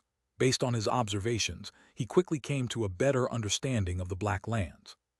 What he found the strangest was that after a month passed, despite his constant vigilance, no one from the Jai clan came in pursuit of him. He couldn't help but think of the invisible thread that had been covered up the moment he entered the Black Lands. He hesitated for a moment, uncertain of exactly what was going on. Could it be that the thread appeared after I killed Jai Hongdong? Is it a mark that the Jai clan can use to track me down? If that's the case, why would it be covered up when I entered the Black Lands? Time slowly passed. Soon, another month had gone by. Compared to the southern domain, the Black Lands wasn't very large. As he traveled, though, Meng Hao found that there weren't very many cities, which made everything seem much further spread out. Nearly everything was empty and desolate. The soil was pitch black, permeated with oppressive, deathly stillness. Even fewer places were filled with spiritual energy. Thankfully, Meng Hao currently didn't have any strong requirement for spiritual energy. One day, as he sat cross-legged on the vines, he suddenly opened his eyes to look off into the distance. With his spiritual sense, he could see a short mountain about 40 kilometers away, as well as a simple immortal's cave. The immortal's cave wasn't located within the mountain, but rather underneath it, almost like a burrow. Next to the mountain was a spring, the waters of which had pooled together to form a cistern. The waters of the cistern were muddy and foul, and the whole area was littered with animal droppings and weeds. The place looked abandoned. If Meng Hao weren't specifically looking for a place to rest and restore his health, he would most likely have overlooked a location like this. Actually, it's not that bad, he thought. He transmitted his will to the vines, and they moved off in the direction of the short mountain. Soon thereafter, he arrived in the area. He approached on foot, allowing the vines to burrow down into the soil and conceal themselves. Meng Hao walked through the weeds, passing the cistern. As he did, he noticed a small, black creature drinking from its waters. It looked up at him, emanating a cruel and vicious air. Meng Hao ignored it, flying up in the air to inspect the mountain. Afterward, he flew toward a wide fissure on the surface of the mountain, a look of satisfaction on his face. The jagged fissure led downward, and it took only a moment for the main door of the immortal's cave to appear in front of him. Meng Hao waved his hand, causing the door to tremble, then slowly open. The immortal's cave wasn't large. Almost everything inside was covered in dust. Apparently it hadn't been occupied for some time, although some aura of the 5th or 6th level of qi condensation still lingered inside. It appeared that the original owner of the cave didn't have a very high cultivation base. After looking around for a moment, Meng Hao flicked his sleeve, causing a wind to spring up that instantly cleared away the dust and the damp. Next, he sat down cross-legged and took a long, deep breath. A thoughtful look filled his eyes, after which his hand flashed in an incantation gesture, and he waved his finger toward the main door. It slowly closed, after which magical symbols appeared on it, sealing it. My injuries are currently about 50% healed. I really was seriously hurt this time. He produced some medicinal pills, consumed them, and then closed his eyes to meditate. Slowly but surely, his injuries began to recover. As a grandmaster of the Tao of Alchemy, he was naturally able to concoct the optimal pills for treatment of his own injuries. Time passed slowly and peacefully. It was quiet inside the immortal's cave and dark as well. He sat alone for some time. When he finally awoke from his trance, he opened his eyes and looked out at the darkness. For some reason, the events from his time in the Violet Fate sect appeared in his mind. The Jai clan. A bright glow appeared in his eyes, which he closed once again. 3 months slowly went by, although Meng Hao wasn't very aware of the passage of time. His wounds were mostly recovered now, at least 80% so. According to his calculations, within a few months, he would be completely recovered and back at the peak state he used to be in. In fact, he might even be able to make a bit of progress. The absolute strangest thing to him was that, in the past 3 months, there hadn't been the slightest bit of pursuit on the part of the Jai clan. Meng Hao couldn't help but draw some of his own conclusions about this. He suddenly thought of something. Could it be because of Master? He thought silently about this for a while. Finally, he sighed, closed his eyes, and continued to focus on his injuries. After a moment, though, his expression suddenly flickered, and he focused his attention outside of the immortal's cave. About 50 kilometers away from the short mountain was an emaciated man of about 30 years of age, walking along with utmost caution and prudence. His cultivation base was not very high, perhaps at the 6th level of qi condensation. A savage gleam could be seen in his eyes. Were this the southern domain, few people of the same level would be able to come out victorious against this man. I really struck it unlucky this time, grumbled the man through gritted teeth. What the hell was that place anyway? Kept me trapped for 2 years. His eyes flitted about as he proceeded at top speed toward the small mountain. Seemingly out of routine, the man took a circuitous route toward the small mountain, glancing this way and that the entire time.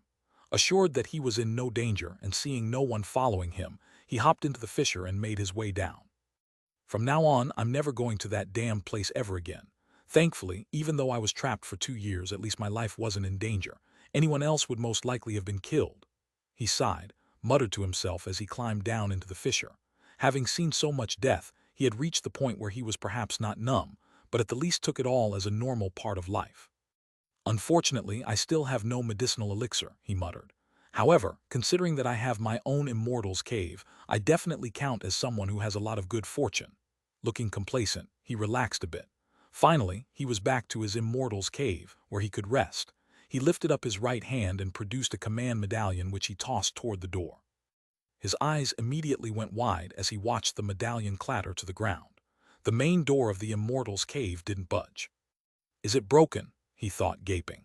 He walked forward, picked up the command medallion, and then looked over it carefully.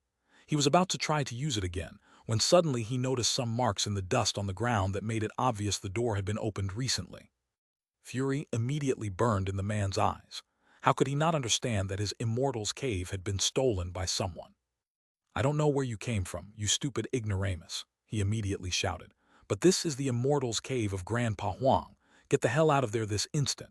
In his estimation, the spiritual energy in the immortal's cave had long since dried up. High-level chi condensation cultivators would obviously have little interest in it, let alone anyone more powerful than that.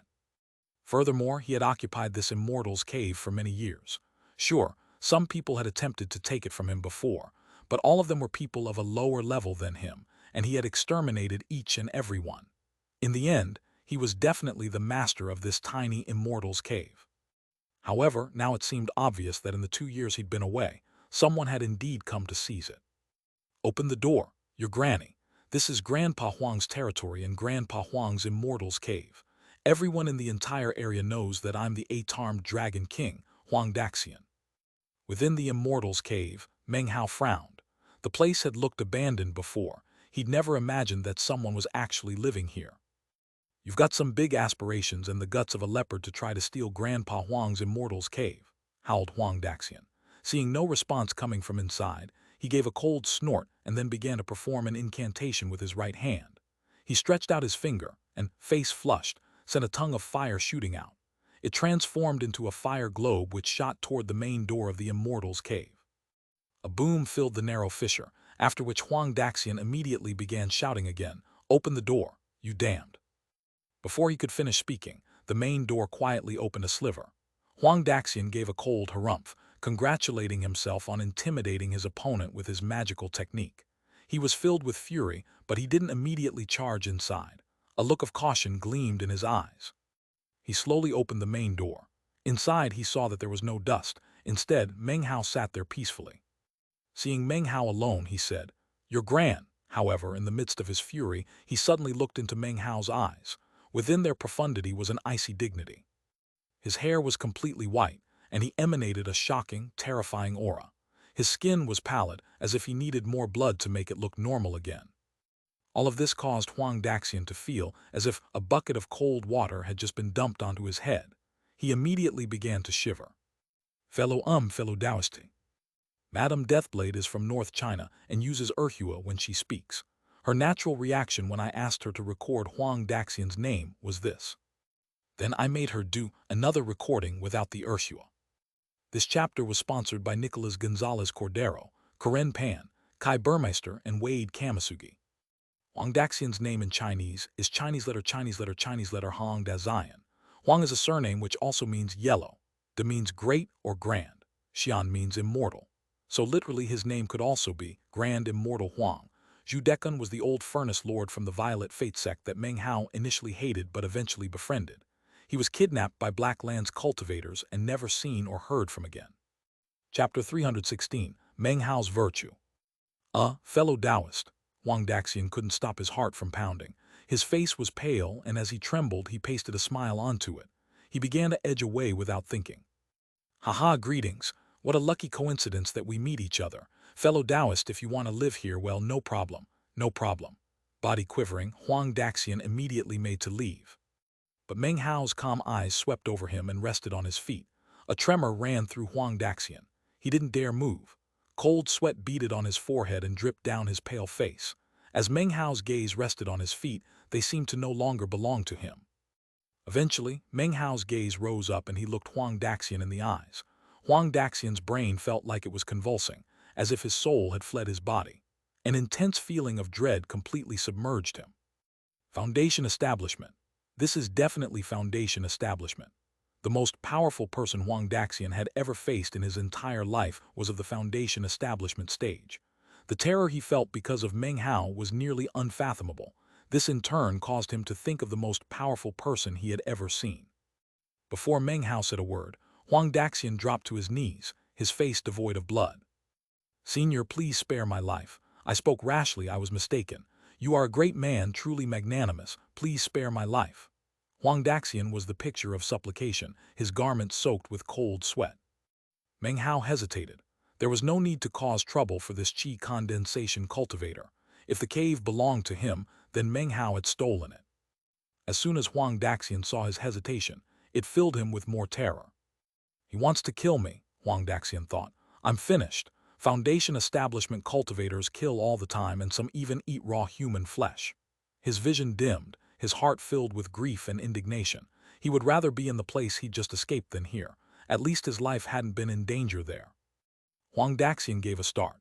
Several ideas sprang to mind as he struggled not to die. Just as Meng Hao seemed about to speak, Huang Daxian let out a shout.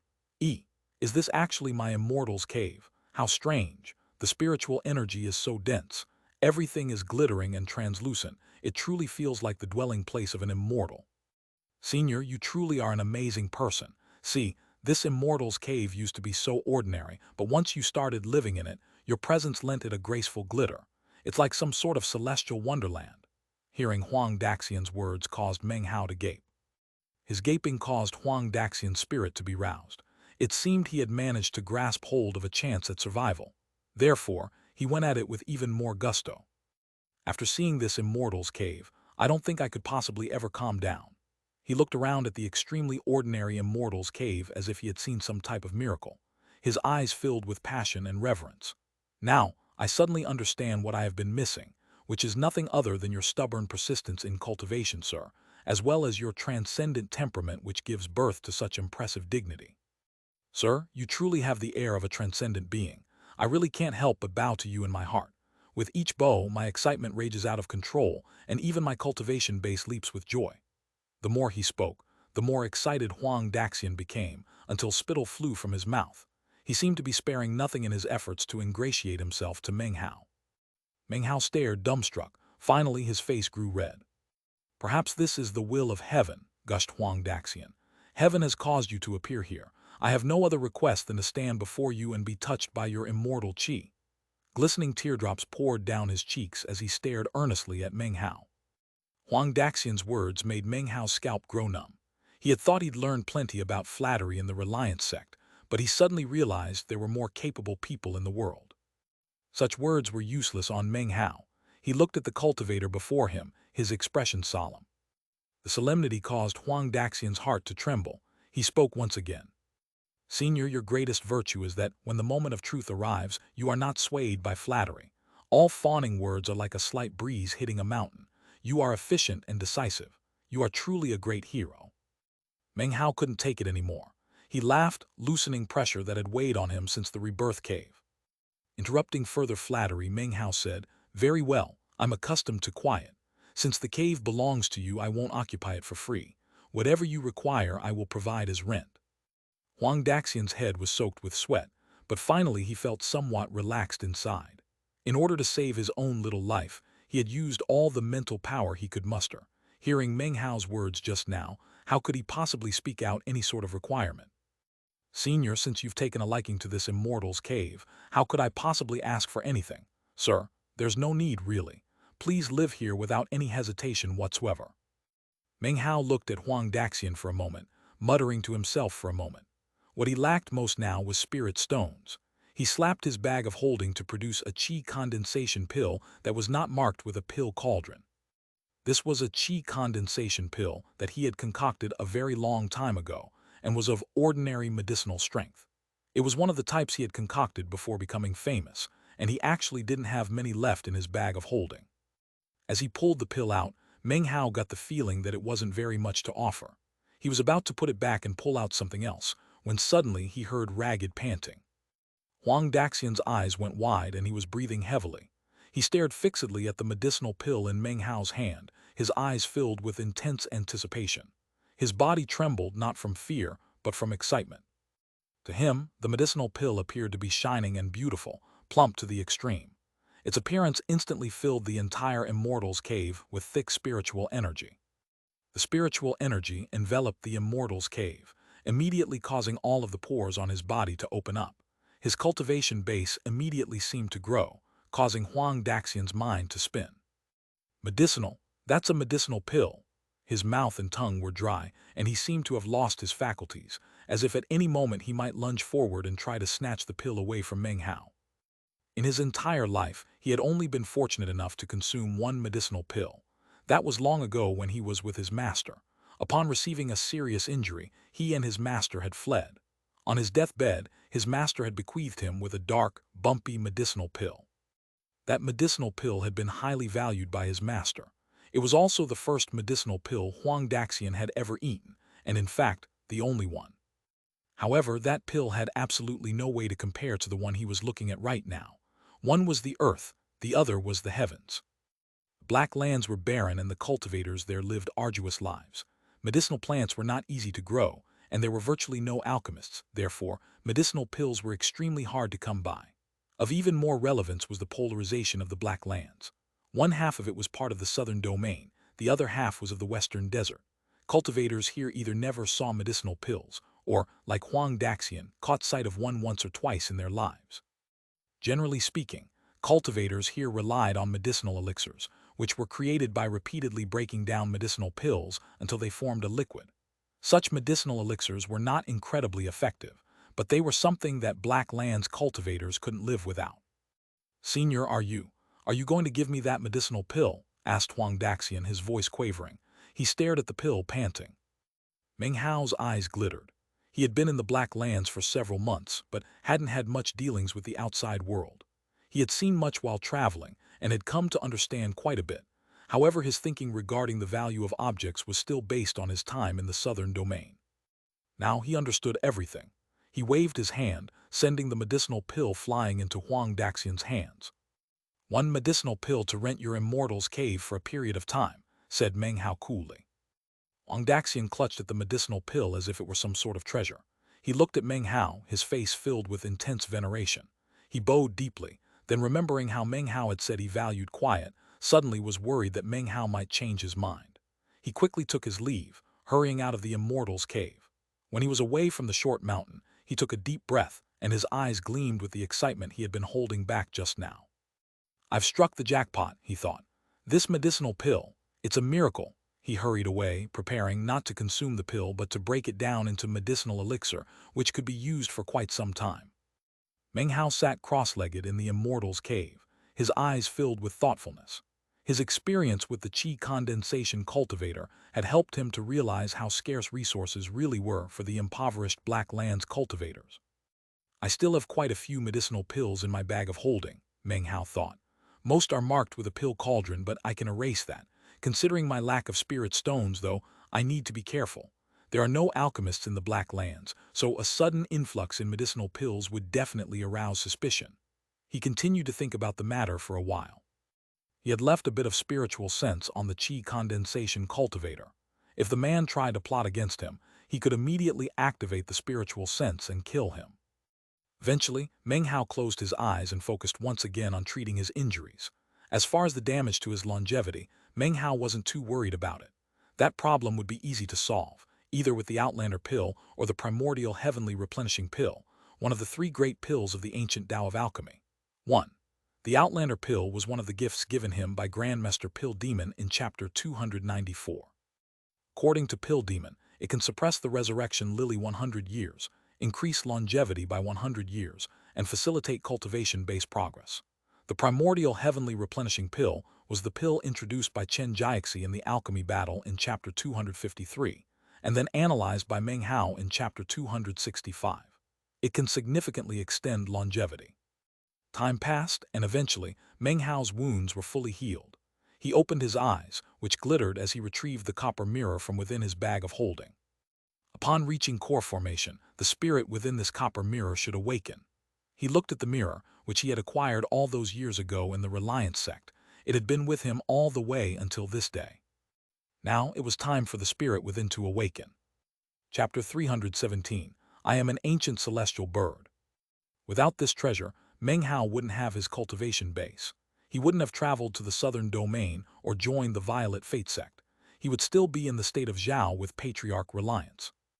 Memories flitted through his eyes. Much had happened since acquiring this copper mirror, which loved to emit an aura that browbeat creatures of fur and feather. It had a heaven-defying ability of duplication. Then there was the painful abhorrence the meat jelly showed toward it.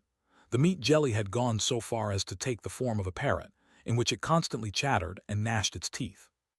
Meng Hao thought back to the time he had left the Blood Immortal Legacy Tournament and had touched the blood-colored mask.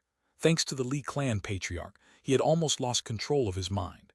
It was only the bird call from within the copper mirror that had enabled him to avoid calamity. 1. The event with the blood-colored mask happened in Chapter 137.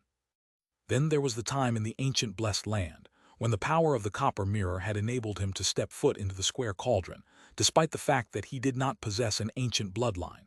2. The event regarding the cauldron was in Chapter 158. When Meng Hao reached core formation, he felt an aura awakening within the copper mirror. "Parrot," he said, his eyes glittering. His violet core rotated as he drew on his cultivation base power and sent it through his right hand into the mirror. The mirror gradually began to emit a mysterious glow. The light grew more intense, and then suddenly the meat jelly flew out from the blood-colored mask in his bag of holding. It emerged in a beam of light, and the face of the old man appeared on its surface. Its eyes glistened with stubbornness, determination, and sincerity, as if it were about to face its greatest enemy. Its expression also contained a bit of holiness, as if it were its mission to participate in a great battle that would decide the fate of all the stars in existence. "Evil archenemy, you finally appear," it said, its face filled with sacred air. "I've been waiting for you a very long time. The first thing you'll see when you awaken is me. I will convert you and bring you back from wickedness." The meat jelly seemed a bit less long-winded. A pedantic air grew thicker around it. Ignoring the meat jelly, Meng Hao concentrated, sending a continuous flow of power into the copper mirror like a bottomless pit. Soon, he was using nearly 60% of his cultivation base. The glow in the mirror exploded out. A phantom image began to appear, still very blurry. "Come out, my archenemy," said the meat jelly solemnly. "Come out, we are destined to fight this battle. Come out." Hey, Meng Hao, push a little harder, he's almost out." Hearing the meat jelly's voice caused Meng Hao to remember something, and he cleared his throat. Actually, one of the main goals in causing the spirit to emerge from the mirror was because he wanted it to deal with the meat jelly. Perhaps it would be able to suppress the thing's chattering. He took a deep breath and then sent out more power from his cultivation base. 70%, 80%, 90%. The image above the mirror began to grow clearer. It was now obviously the shape of a bird. It was covered with colorful feathers, gaudy even. Its eyes were closed, and it had a curved beak and sharp claws. Actually, its appearance wasn't perverted in the way the meat jellies had been when it assumed the parrot form. Instead, it exuded an air of extreme, wild arrogance. Even asleep, the arrogant aura seemed to buffet against Meng Hao's face. "What an evil aura," said the meat jelly, trembling. That's its aura. The appearance is dead on. This is my archenemy. This is my mission in life. I will convert it." The air of holiness swirled around the meat jelly even more thickly. Meng Hao suddenly felt weak inside. It caused him a bit of alarm. Perhaps it hadn't been the best decision to call to the spirit after having just recovered from his injuries. If he sustained any injuries now, then he wouldn't be able to provide the power the copper mirror needed. That would result in further nasty injuries to himself. Time passed. Just as Meng Hao's cultivation base was almost completely pouring into the copper mirror, suddenly, a shrill cry echoed out from within. It contained vast arrogance and immense bossiness. The sound of it echoed about, in such a way that would cause any living creature that heard it to bow in veneration. As the cry echoed out, the parrot above the mirror suddenly opened its eyes. A bright light shone out, along with a blast of aura that felt like immortal chi. It emanated out, filling the entire immortal's cave. It had a blank look in its eyes, as well as an archaic air. It only took a moment for haughtiness to appear. Clearly, its body was that of a small bird, but anyone who looked at it would get the feeling it could split the heavens and rend the earth in two. Even the very air in the area seemed to grow thicker. The meat jelly emitted a howl that made it difficult to determine whether it was excited or furious. It immediately appeared directly in front of the parrot and looked it dead in the eye. "Look at me, my archenemy. Do you see who I am?" The parrot looked back at the meat jelly, and a cool look of contempt appeared. Its expression was arrogant to the extreme as it tilted its head back to look at Meng Hao. Meng Hao didn't move or say anything. He took a few steps back, looking at the parrot and meat jelly, and also working on recovering his cultivation base. Based on his experience with the meat jelly, he figured that his best course of action was to first observe what was going to happen. The meat jelly gave an angry howl, then it flickered, moving to block the parrot's line of sight. Meat jelly stared at the parrot, and as it did, it seemed all enmity bubbled up. Archenemy of my life, the heavens have opened their eyes and seen fit to allow us to meet again. You are evil, immoral, so tell me, do you remember me? The color of the meat jelly's body changed into a turbulent blur as it shouted, "Speak! Why don't you speak? You wicked, perverted bird, why don't you speak?" It had waited many years. Now the parrot was here in front of it but wasn't responding. Then, "Are you crazy? Screw your sister B\TCH, squawked the parrot, its face filled with impatience. Immediately, the meat jelly's eyes began to gleam. This reaction on the part of the parrot seemed to be in line with the wickedness it remembered. "Cursing at people is wrong," said the meat jelly solemnly. "You've sinned yet again. Screw your granny, screw your aunt, screw your other granny, screw your uncle, screw your grandkids, screw your sister B\TCH. The parrot slowly said one sentence after another, ignoring the suddenly trembling meat jelly. It flapped its wings a few times and then flew up into the air, making a few circles around the immortal's cave. Eventually, it landed on Meng Hao's shoulder and looked over at him arrogantly. "So you're my master in this world. Remember my name, Lord Fifth. I'm an ancient celestial bird. After being born, I was revered and respected. Even the heavens bowed their head to me. Before I was born, no living creature wore clothes. After I was born, who dared not to? Before me, no spirit creatures had fur or feathers. After my birth, great aspirations burned and furred and feathered beasts were required in heaven and earth. After that, which creatures in the world dared not grow furs or feathers? On the outside, I permit you to call upon my name," it said arrogantly. "When the name of Lord Fifth is spoken, all living creatures become terror-stricken. No one will dare to offend you. That is because within the entire world, in and out of the heavens, if anyone offends me, I screw them to death." Its domineering air leaked out, filling the area. However, Meng Hao had a strange look on his face. From his perspective, he was looking at nothing but a colorful, boasting bird. Off to the side, the meat jelly solemnly said, "Boasting is immoral. You've sinned yet again. I will convert you." An air of righteousness shot out from it toward the parrot. However, as it neared, a look of disdain filled the parrot's face, and its arrogance grew even thicker, as if it were the boss and the heavens were its assistant. Looking at the meat jelly, it said, "Years ago, countless almighty beings refined the Milky Way into a statue for me in the flaming mountains. Do you want to know why? Long ago, deep within the star sea, I forced 30,000 great peace virgin Taoist nuns to bathe in front of me. Do you want to know why they agreed? Countless years ago, who was the greatest bully in all the stars? Furthermore, do you remember the fatso who ambushed you that one time and then kowtowed to me for 100,000 years? Do you want to know where he is now? Do you want to learn how to count past 1, 2, 3? The parrot's words came out slowly, and as they did, the meat jelly slowly began to stop moving. By the time the parrot finished, it was staring mutely, its face filled with conflict. However, it still seemed able to suppress its curiosity. The parrot eyed the meat jelly with a look of utmost haughtiness. "If you want to know, then you need to behave a bit better in front of Lord Fifth. Bitch, I haven't seen you for years, and yet you're still completely retarded." Witnessing all this, Meng Hao suddenly realized how the parrot was able to deal with the meat jelly. The meat jelly was incredibly curious, and this was actually its greatest weakness. That having been said, Meng Hao had the feeling that the personality of this parrot was a bit different than that portrayed earlier by the meat jelly. He wasn't able to sense any perverted air on it, only wild arrogance. It was at this moment that the parrot's beak suddenly clicked, and a suspicious expression appeared on its face. It looked around for a moment, then flew into the air, circling a few more times around the immortal's cave. It said suspiciously as it flew around, "This isn't right. What smell is that?" This immediately aroused the curiosity of the meat jelly, and it also began to look around dubiously. When it saw the parrot seemingly sniffing for something, a popping sound suddenly rang out as it transformed into a big white dog. It pushed its nose into the ground and began nosing about, wagging its tail. "What the heck is it?" the meat jelly asked after sniffing around for a while. "I don't smell anything. What are you smelling?" It looked up curiously at the parrot. "You don't understand crap. It doesn't matter if you turn into a dog, you wouldn't be able to smell anything. I'm an ancient celestial bird esteemed in all the heavens.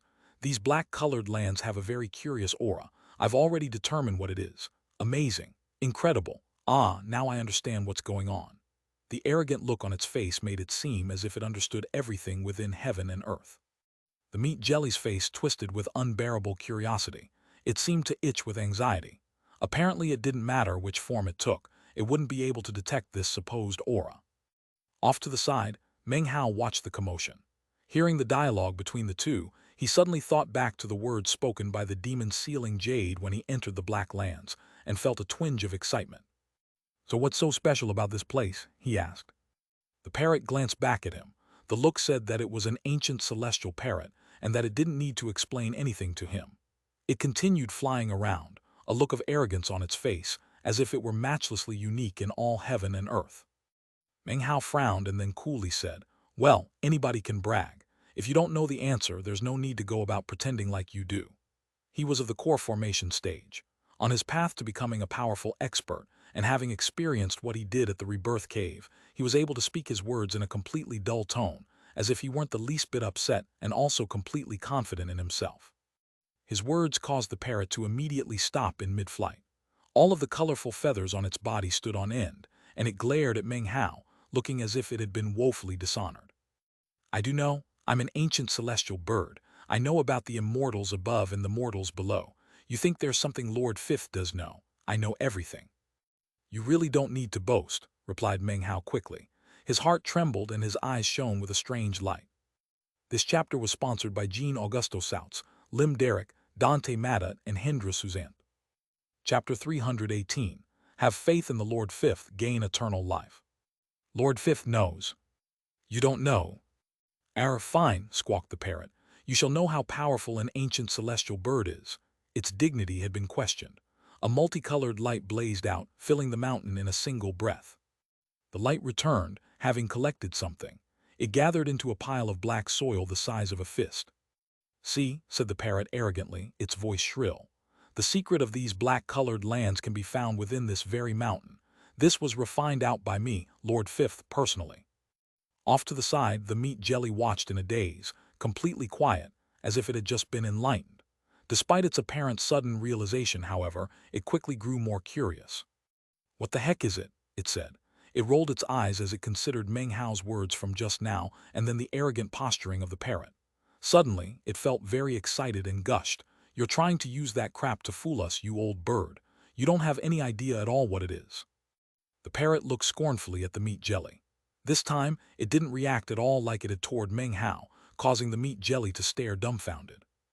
Meng Hao's eyes glittered as he looked closely at the soil, which was actually a dark purplish green. Just looking at it, he didn't see anything unusual. In fact, it seemed quite ordinary. "You don't even know where this random clump of mud came from, and yet you dare to claim that you're omniscient," said Meng Hao coolly. It seemed that the parrot didn't like to be provoked by people. Even though the meat jelly had tried this method moments ago, to no effect, Meng Hao decided to try it out one more time. Even as the words were leaving his mouth, the parrot's colorful feathers stood up on end, a green light shone from within its eyes, and a white chi began to seep out from the top of its head. It seemed that its dignity had been seriously slighted, something it couldn't accept in its arrogance. Apparently it could ignore whatever the meat jelly said, but not even the slightest bit of provocation from Meng Hao. "You dare to look down on Lord Fifth," shrieked the parrot furiously. "Lord Fifth is an ancient celestial bird. There's nothing I don't know. Mountains and seas, the heavens, who doesn't know that if you have faith in the Lord Fifth you can attain eternal life? You listen to Lord Fifth, buddy. This stuff is immortal sense soil.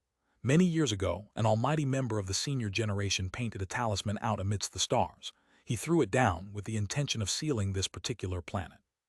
However, someone else blocked it, and as the talisman entered the planet, it was burned into ash. However, that almighty ancient had an exceedingly high cultivation base, and therefore the magical symbols he painted contained divine abilities. Even though it became ash, it still contained the power of an immortal. The ash fell down onto this very land. That's why the soil in this place is black, because the land here contains the remnants of that burned talisman. I, an ancient celestial bird, saw all this happen so many years ago. How could I possibly be mistaken?" After hearing all this, Meng Hao's pupils constricted and his heart trembled. A cultivator who wielded power great enough to be able to paint magical symbols among the stars and use them to seal an entire planet. Before the events at the Rebirth Cave, Meng Hao would not have easily believed that such a thing could be true. But after seeing Chu Tai, he now had a much greater understanding of such matters. Right now, he breathed deeply as he looked at the incensed parrot, having already been 70 to 80% convinced of what it was saying. Some almighty person capable of painting a seal that can lock down a whole planet, that's just shocking, he thought. But for someone to interfere with it, to burn it and cause the ash to create the Black Lands, well, who was that? At the moment, the character Jai was hovering in his mind. It can be hard to distinguish illusions from reality, said Meng Hao coolly. That's a nice story, but who knows whether it's true or not. Actually, Meng Hao was mostly convinced already, but he allowed no change of expression to appear on his face. The parrot looked even more enraged. It flew around in circles around the immortal's cave, glaring at Meng Hao. Then, it opened its mouth and spit out a glowing green light which shot toward Meng Hao. It happened so fast that Meng Hao had no chance to dodge. The green light entered into him through his forehead, transforming into information that branded itself onto his mind. The information consisted of a few hundred characters. They were complex, but after examining them, Meng Hao realized what it was: a vision technique. Use this technique and look again. This celestial technique has been branded onto you, so there's no need for enlightenment or study. Just use it. The parrot glared at Meng Hao, apparently unwilling to rest until Meng Hao believed what he said. Meng Hao closed his eyes. When he opened them, the pupil of his right eye shrank. As it did, he felt as if cultivation base power were suddenly being emitted out of his right eye. In an instant, it felt as if his cultivation base were withered, causing Meng Hao to feel quite alarmed. Suddenly, a strand of the immortal spiritual energy within his body went toward his right eye, fusing with it. He felt a stab of pain in his right eye, and tears flowed out of it. His vision grew blurry, but then cleared. Now, the world as he viewed it through his right eye looked very different, although it was hard to describe exactly how. He looked down at the violet-green clump of soil. Even at first glance, Meng Hao's mind was shaken. Slowly, pulses of a golden-colored aura became visible, floating up from the soil and congealing in the air to form faint magical symbols. The symbols, of course, were golden-colored. Furthermore, they emitted an intense pressure that only Meng Hao was able to sense. Under the influence of the pressure, the magical symbols seemed to transform into tiny people. All of them floated there in front of Meng Hao, and they appeared to be painting something. There was only a tiny bit of pressure, but it caused Meng Hao's mind to fill with a roaring sound and his spiritual sense to grow unstable. He suddenly closed his eyes, cutting off his vision and thus ending the technique. Even still, his face was pale, and it took him a while to recover his senses.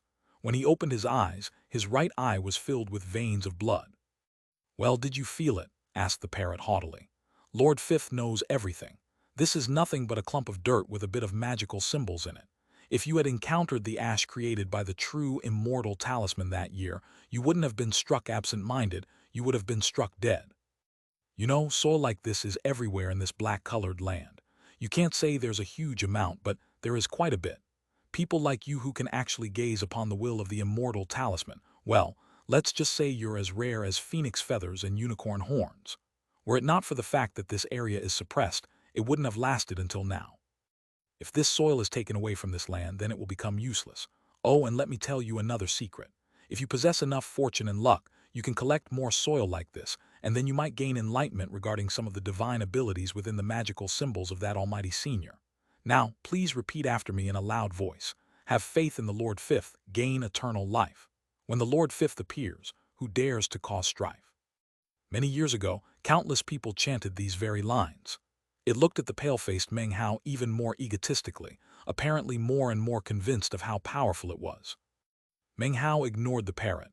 Such a powerful aura, especially considering this is just a tiny clump of soil, and yet it contains such shocking power.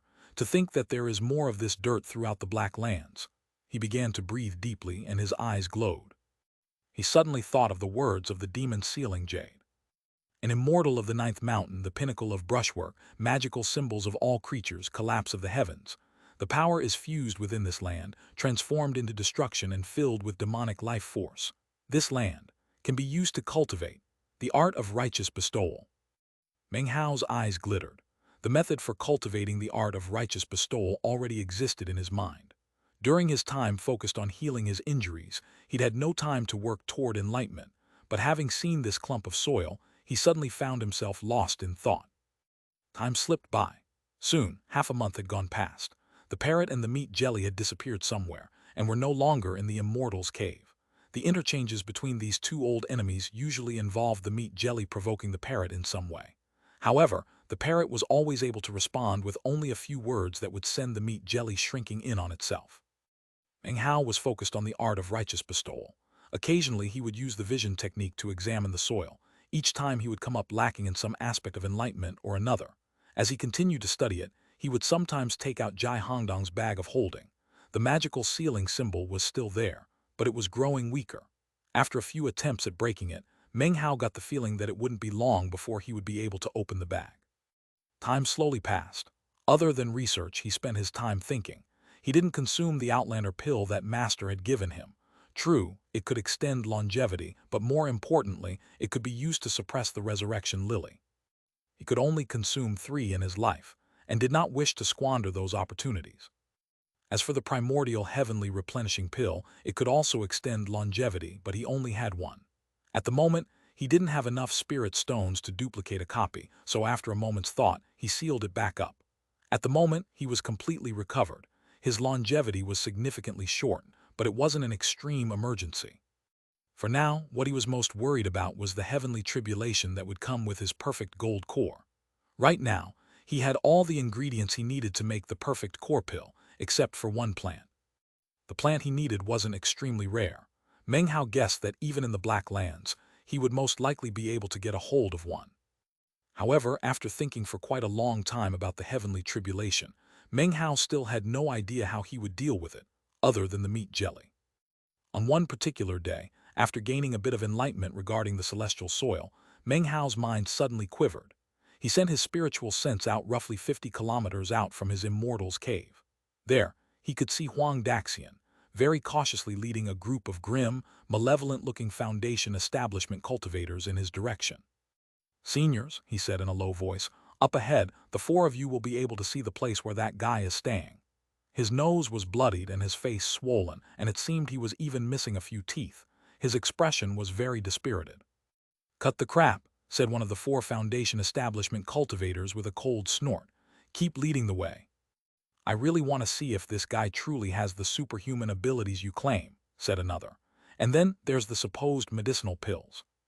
The 4 cultivators' eyes glittered with avarice. Among the 4, one was surprisingly of the great circle of Foundation establishment.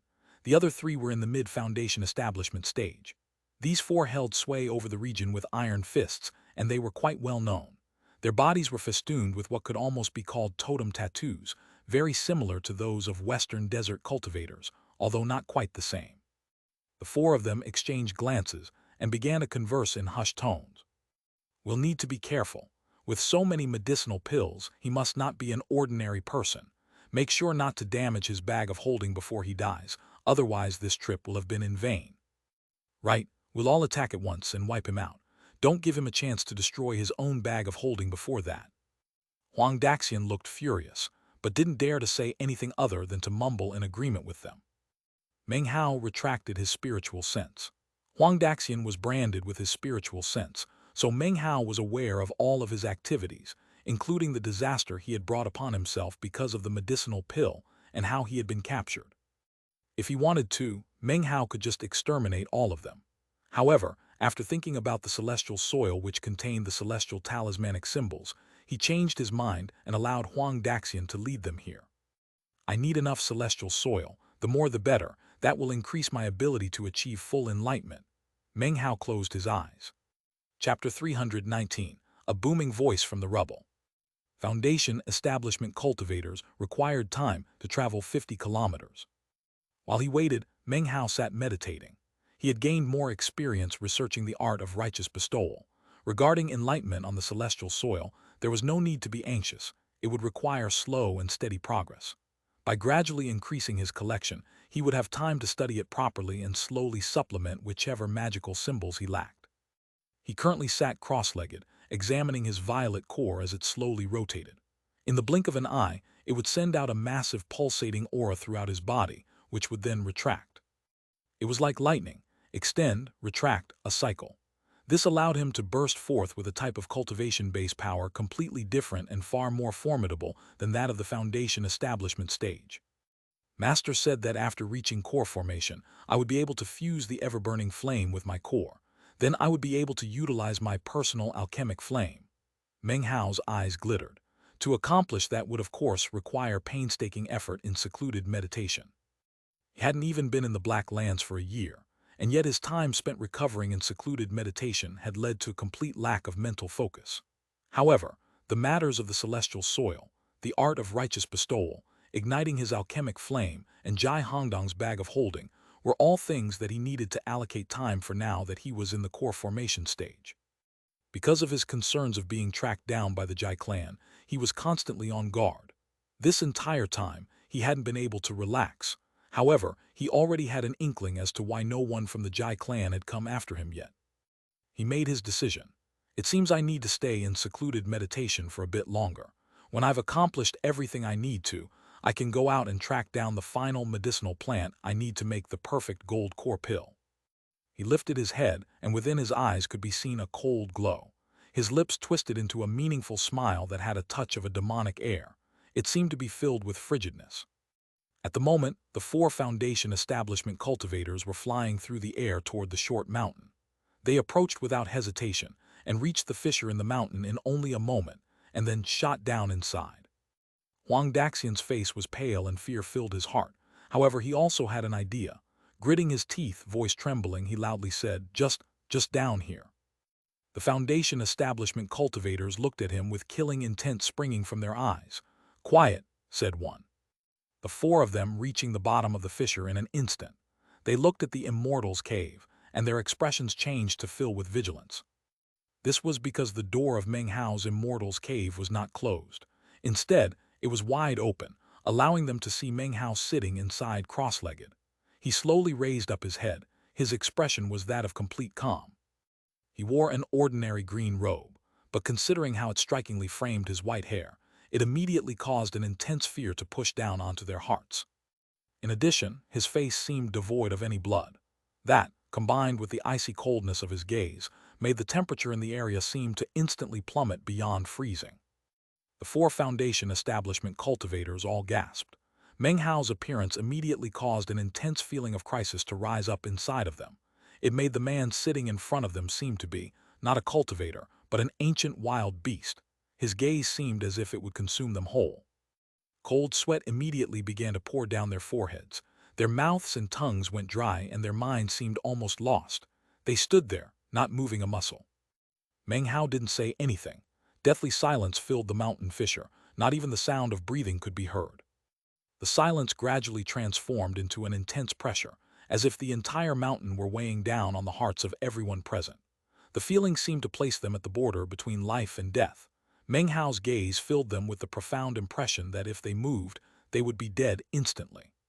Finally, though, one of the 4 Foundation cultivators, the one with the lowest cultivation base, couldn't take the pressure any longer. Unable to stay standing there, he let out a howl and shot upward toward the mouth of the fissure. Even as he began to fly up, Meng Hao lifted the finger of his right hand. Pipe down.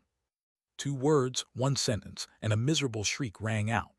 A corpse fell down to land directly in front of the 3 other Foundation establishment cultivators, causing their faces to grow even more white, and their bodies to tremble even harder. The corpse that had just fallen down had a bloody hole on its forehead, out from which fresh, red blood gurgled. The corpse's eyes were wide open, and clearly filled with dread and despair. The scene transformed into a new pressure that caused the remaining 3 Foundation establishment cultivators to be filled with awe. Although they had done their fair share of killing, they knew that it wasn't a simple thing to be able to slay a Foundation establishment cultivator. All of them instantly began to shake violently. Core formation. This guy is definitely in the core formation stage. Damn it, why did we have to provoke a core formation expert? The 3 of them exchanged glances filled with bitterness and desperation. Huang Daxian was trembling even harder than they were, and anxiety filled his face. He had guessed that Meng Hao was powerful, but he had never imagined that his power had reached the level that he could exterminate a mid-Foundation establishment cultivator. Some time passed, and the 3 Foundation establishment cultivators grew so nervous and frightened that it seemed their hearts might explode. Being forced to wait such a long time under the threat of death was something that ordinary people usually can't endure. Finally, another among the remaining three couldn't take it anymore. Seeing that Meng Hao had long since closed his eyes, the middle-aged man gritted his teeth and suddenly flew up into the air. At the same time, he crushed a jade slip, which caused a mist to surround his body and explosively increased his speed. As he seemed on the verge of making his escape, Meng Hao didn't move. He didn't even open his eyes. A look of excitement appeared on the face of the escaping cultivator, causing the remaining two to hesitate momentarily and consider following him. Suddenly, the rocks on either side of the mountain fissure suddenly seemed to loosen. A dark violet vine suddenly erupted out, emanating an intense viciousness. The end of the vine split into a jagged, gaping, bloody mouth. The Foundation establishment cultivator let out an astonished scream as he was instantly swallowed up whole as if by a giant snake. After swallowing the man down, massive amounts of gooey fluid flowed down the vine. At the same time, even more vines burrowed out through the mountain rocks. There were dozens of them, writhing about. They sealed off the mouth of the fissure, and then stretched out to point in the direction of Huang Daxian and the remaining two Foundation establishment cultivators. Huang Daxian's face was pale white and completely blank. The two Foundation establishment cultivators were left panting. The scene just now replayed in their minds, and suddenly they had the intense sensation that they were currently in hell. "SS Senior, spare me," said the cultivator of the great circle of Foundation establishment, his voice trembling as he dropped to his knees and kowtowed to Meng Hao. "Senior, I was in the wrong, please spare me," said the other Foundation establishment cultivator, also plopping to the ground and kowtowing. Both of them were scared out of their minds. Meng Hao slowly opened his eyes and coolly gazed over the two of them, as well as Huang Daxian. He had long since taken notice of the totem's tattoos on their bodies. They weren't the same as those of the Western Desert cultivators, but they appeared to be able to move just as fluidly. "Are you here to request medicinal pills?" asked Meng Hao. He lifted his hand and two medicinal pills appeared in his palm. They were bluish-black and emitted no medicinal fragrance whatsoever. In fact, faintly visible on the surface of each pill was the image of a ferocious, writhing centipede. At a glance it was obvious that these were poison pills. Before the two Foundation establishment cultivators could respond to his question, Meng Hao flicked his sleeve, and the two pills shot out like lightning toward their mouths. They had no time to react. The pills slammed into their teeth and then entered their throats. In the blink of an eye, they had dissolved. The two men's faces changed immediately. However, they didn't do anything to resist. They could only let out bitter sighs. They knew that at the very least they were being allowed to live a bit longer. "Think of this pill as a punishment," said Meng Hao calmly. "I want the two of you to take Huang Daxian and look around for soil that looks like this. The more you find, the faster I'll dispel that poison.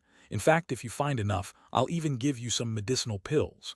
He glanced over at Huang Daxian for a moment. Huang Daxian immediately gave a start, then loudly voiced his consent. Meng Hao flicked his sleeve, sending a bit of violet-green soil shooting out to each of the three of them. Then, the Immortal's cave slammed shut with a boom. The tentacles sealing off the fissure drew back, and everything returned to normal. With bitter smiles, the two Foundation establishment cultivators let out quiet sighs. They weren't sure what extraordinary properties were contained in the soil given them by the powerful man in the cave. However, it actually seemed to them that they had come across a bit of luck. Their eyes gleaming, they exchanged a glance, then shot out of the cave, taking Huang Daxian along very politely. According to Meng Hao's requirements, they went searching for the soil. Time passed by. Soon, it was half a month later. During that time, Meng Hao had become much more familiar with the art of righteous bestowal. The power of the art was difficult to fathom.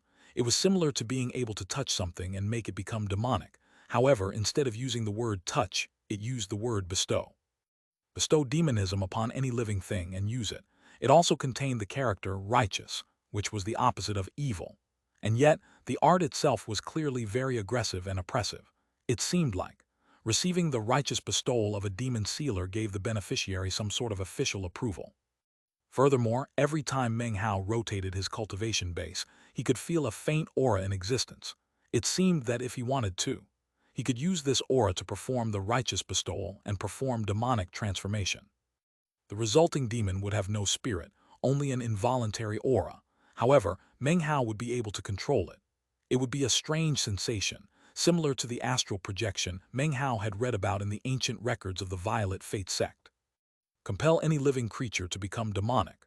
Meng Hao's eyes gleamed with a mysterious light. He lifted his hand and gazed at his finger. After a moment's thought, he pushed his finger down against the floor of the immortal's cave. "Righteous bestowal," he said. Immediately, ghost images sprang up throughout the immortal's cave. Immediately he was able to sense a faint aura inside of the immortal's cave, set free from within the short mountain. This aura was strange and filled with variations. Meng Hao's senses couldn't tell clearly exactly what it was. However, it didn't take long for him to understand that this was demonic chi of living things. His eyes flickered as he sent his spiritual sense into the aura. A roaring filled his mind, and suddenly his field of vision expanded rapidly. He was now able to see everything for 150-200 kilometers around the short mountain. By concentrating on the fusion of his spiritual sense and the demonic chi, he could sense everything in the area. Just when he was about to retract his vision, he suddenly saw something off to the northwest, what appeared to be a field of rubble. Ordinarily, he wouldn't take note of it, but in this unique state, he suddenly heard a voice coming from within the rubble. A mournful, archaic voice suddenly boomed out. "Heavens of Jai, do not die. I do not die. Heavens of Jai. You've been suppressing me for 30,000 years, but I still refuse to step foot onto the immortality bestowed dais." As the voice echoed out, it suddenly said, "Who are you?" Meng Hao felt as if a gaze as powerful as the heavens had suddenly fallen upon him. This chapter was sponsored by Fabian Badencourt Korea, Dennis Liu, Dylan Evans, Eero Matilla, Ty Campbell, and Brian Nichols. Chapter 320, Igniting the Alchemic Flame. Meng Hao's heart trembled as his eyes snapped open. He pulled his fingers back from the ground. He felt as if some incredible force had battered him out of the strange state he was in just now. His eyes glittered as he raised his head, allowing his gaze to pass through the rock walls of the immortal's cave to look toward the field of rocky rubble. So it's another enemy of the Jai clan. However, this person seems different from the square cauldron in the ancient blessed land. The fact that he noticed me shows that his will is still here. After collecting his thoughts, Meng Hao rose and left the immortal's cave. Moments later, he emerged from the fissure in the small mountain. It was midday, and the sun burned brightly overhead, baking the land until it seemed it would bubble with grease. After leaving the mountain, Meng Hao looked in the direction of the field of rubble. After a moment of thought, he flicked the sleeve of his robe and shot off toward it. He floated above the field of rubble. It wasn't very large, perhaps several dozen kilometers wide. The area was strewn with bizarrely shaped rocks, some half sunken into the soil, others lying on the surface. It gave off a bleak air, as if each stone had been there for ages. Meng Hao remained in the air. After some time, he still had no idea what the place was. It seemed completely ordinary. He sent out his spiritual sense to investigate but came up empty. Of course, thought Meng Hao, this is exactly how you would expect it to be. Outsiders wouldn't be able to notice anything unusual, not even me. If I hadn't been in that unusual state, I would never have sensed anything strange here. He decided not to rashly proceed forward, instead choosing to turn and leave. Absolutely nothing happened as he left. Back in the immortal's cave, he recalled the powerful, archaic voice and the bone-deep rancor it had expressed toward the Jai clan. Heavens of Jai, thought Meng Hao. His curiosity had been suppressed too long, but he knew that in the cultivation world, each step could be fraught with peril. A lack of caution could lead to mistakes that could never be righted. Therefore, after thinking for a bit longer about the archaic voice, he decided to ignore it until he had a more powerful cultivation base. At the moment, he was only at the early core formation stage, and as such, the situation was just too risky. Even though this person claimed to be an enemy of the Jai clan, that didn't necessarily mean he wouldn't harm Meng Hao. With the help of this demonic chi, my spiritual sense can be amplified by several times. Who knows the extent to which I can cultivate the art of righteous bestowal? I wonder if I can combine my will with the chi to produce an incarnation of myself. Giving no more thought to the powerful voice, Meng Hao focused his attention onto the art of righteous bestowal. His first test of the art had left him with the sense that this technique was definitely beyond ordinary. I wonder if it might have something to do with cultivating the Tao divinity scripture, and how it made my spiritual sense far beyond that of any cultivator of my same level. Meng Hao continued to analyze the matter calmly. Eventually, the sky outside began to turn dark, and Meng Hao closed his eyes. Enlightenment regarding the art of righteous bestowal swirled within his head. He had the feeling that this technique was something extremely important to him. A month passed, during which time Meng Hao never opened his eyes. One day, he sensed 10 or more cultivators outside of the immortal's cave. They wore deferential expressions and were cowering just outside the cave. Each of them possessed some of the violet-green soil, and 2 of their number were the Foundation establishment cultivators from before. During the past month, they had returned a few times. Each time, Meng Hao dispelled some of their poison, to the point where it was more than half gone. He had even bestowed them with medicinal pills. They had long since forgotten their other 2 fellow Taoist friends who had been killed. In order to earn even more medicinal pills, they had recruited others they knew, and the group had formed a small-scale power base. A few in the group had harbored ill intentions. However, after the ground shook and fierce tentacles burst out to rip them to shreds and eat them, anyone else with similar thoughts put them to rest. When you added in the fact that Meng Hao gave out real medicinal pills as rewards, which to these cultivators were extremely rare, it arose a zealous fanaticism among them. In addition, the fact that Meng Hao's cultivation base was deeply unfathomable to them also had something to do with it. As for Huang Daxian, even though his cultivation base wasn't very high, he held a special position within the group. At the moment, he stood outside of the Immortal's cave looking complacently out over the group of people. The meat jelly was perched on his head and the colorful parrot on his shoulder. "I shall impart to you the words of the patriarch," he said. "You did well, and this is your reward." He produced a small bottle, from within which he distributed a tiny medicinal pill to everyone present. As the cultivators received their medicinal pill, their faces lit with excitement, and they immediately consumed the pills. Meng Hao didn't have a lot of low-level medicinal pills such as these in his bag of holding. Seeing the increase in the number of people during his month of secluded meditation, he had taken a single medicinal pill and refined it into dozens of smaller pills. Even still, to these cultivators, something like that was like a precious treasure, as different from the medicinal elixirs they usually consumed as heaven was from the earth. It was thus not difficult to understand why the area around Meng Hao's Immortal's cave attracted a dozen or more cultivators in one short month, all of them willing to join the group. In fact, they had settled in the area, constructing simple houses that surrounded the Immortal's cave and the small mountain. Eventually, the mountain itself came to be a sort of holy ground. Meng Hao had never anticipated that something like this would happen. However, this small-scale power base was providing him with more and more of the soil that he needed. Because of this soil, Meng Hao ignored everything else. Based on his experience, the cultivators who took up residence here were doing it not just for the sake of the medicinal pills, but also for protection. Meng Hao was a formidable person, and although these people hadn't seen much directly, the ferocity of the vines had been personally witnessed by quite a few eyes. People were able to draw the connection between the two. Whoever was able to raise something like the vines must be terribly frightening. Therefore, they believed this place to be safe. In the Black Lands, safety was an invaluable treasure. Actually, at one point during the month, a group of a dozen or so cultivators belonging to a different local power group showed up. They desired to slay Meng Hao and take his medicinal pills by force. A single cold snort echoed out from within the Immortal's cave, causing heaven and earth to shake, and instantly killing half of the group. The other half coughed up blood and sustained serious injuries. The most powerful of their number was a pseudo-core formation expert. His shock was extreme, and he immediately retreated 5 kilometers.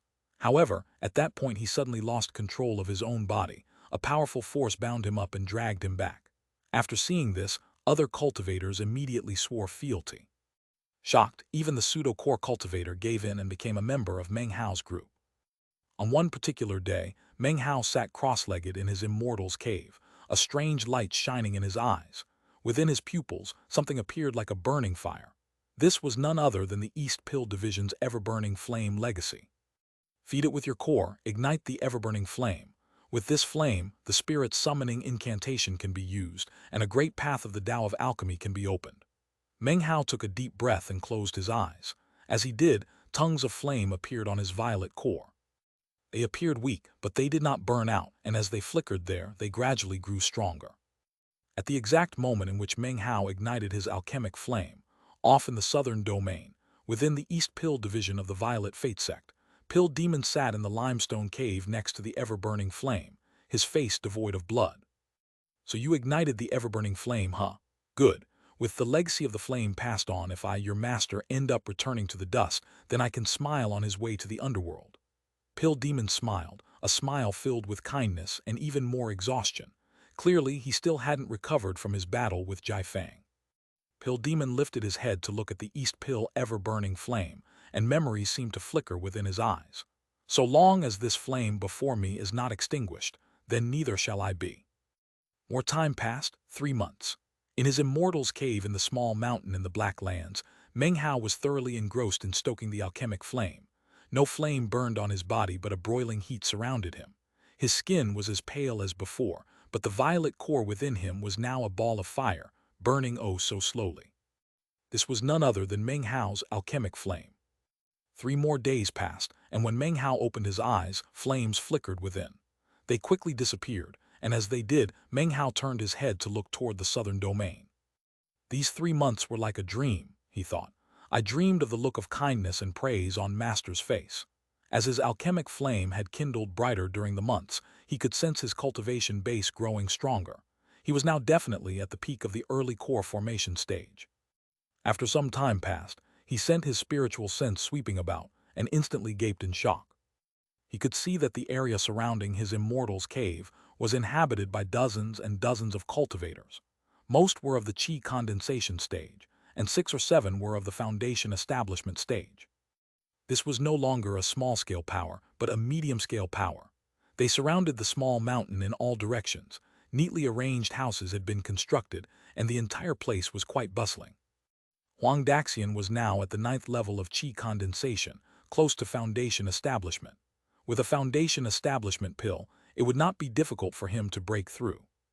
That, of course, would require a stroke of luck, or perhaps assistance from totemic power. In the Black Lands, totemic tattoos were a common sight, just like the ones he had seen on those foundation establishment cultivators earlier.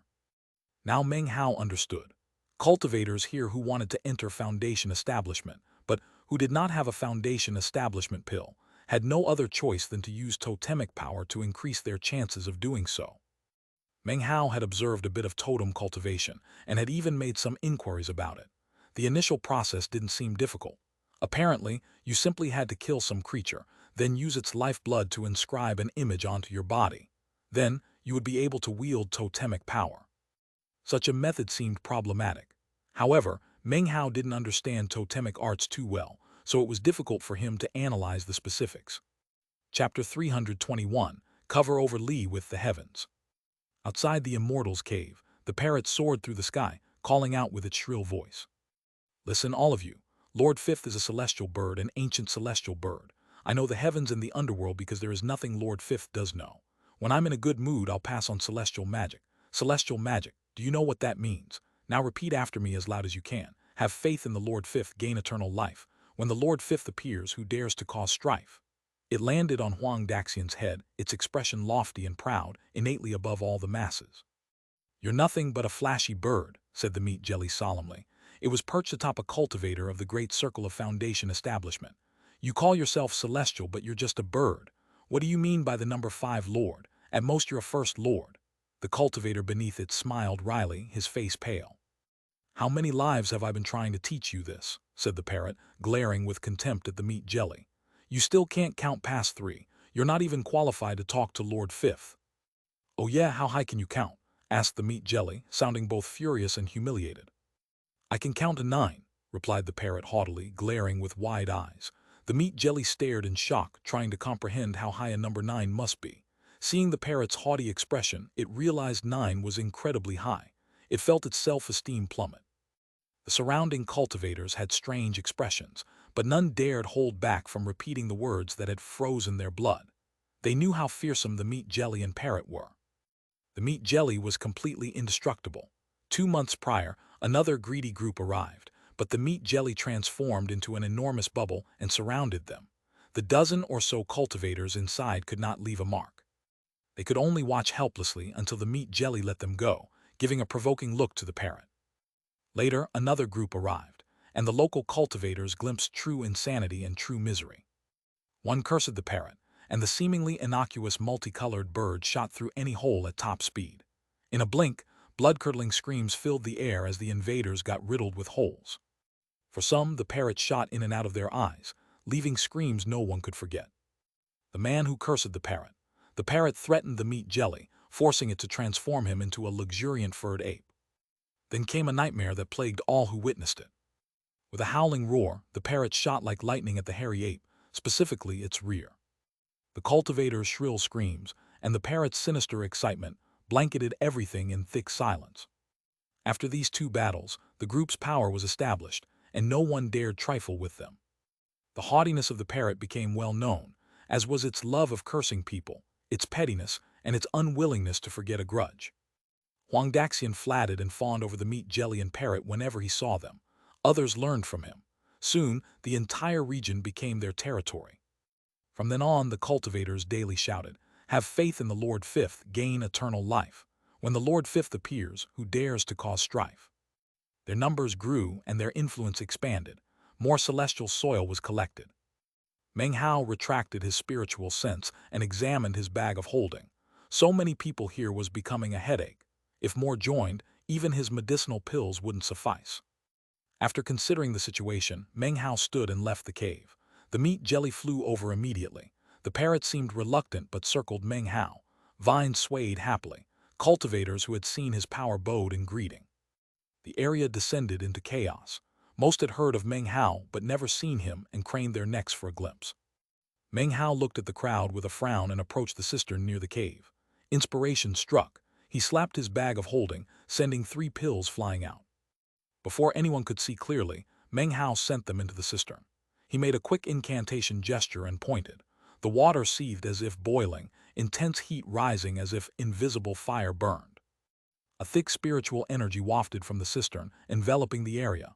The cultivators' faces changed, filling with shock and excitement. The spiritual energy's thickness suggested the cistern water was medicinal elixir. "Everyone may drink once from this medicinal cistern," said Meng Hao, glancing at Daxian and the Great Circle Foundation establishment cultivator. Their hearts trembled. The cultivators' Dao pillars trembled, sensing Meng Hao's intensity. Everyone lowered their heads. Meng Hao took the recently collected celestial soil and returned to the cave to study it. Another month passed. Meng Hao could now study the soil for half an incense sticks burning. During that time, he observed tiny figures formed from golden magical symbols. By Meng Hao's judgment, he'd collected only one part out of hundreds. To gain enlightenment, he needed much more. Recently, Meng Hao suppressed his core's growth. Once core qi appeared, his core would solidify completely. The next step would be the perfect gold core. As for his core qi's essence, it would be better to develop it after acquiring the perfect gold core.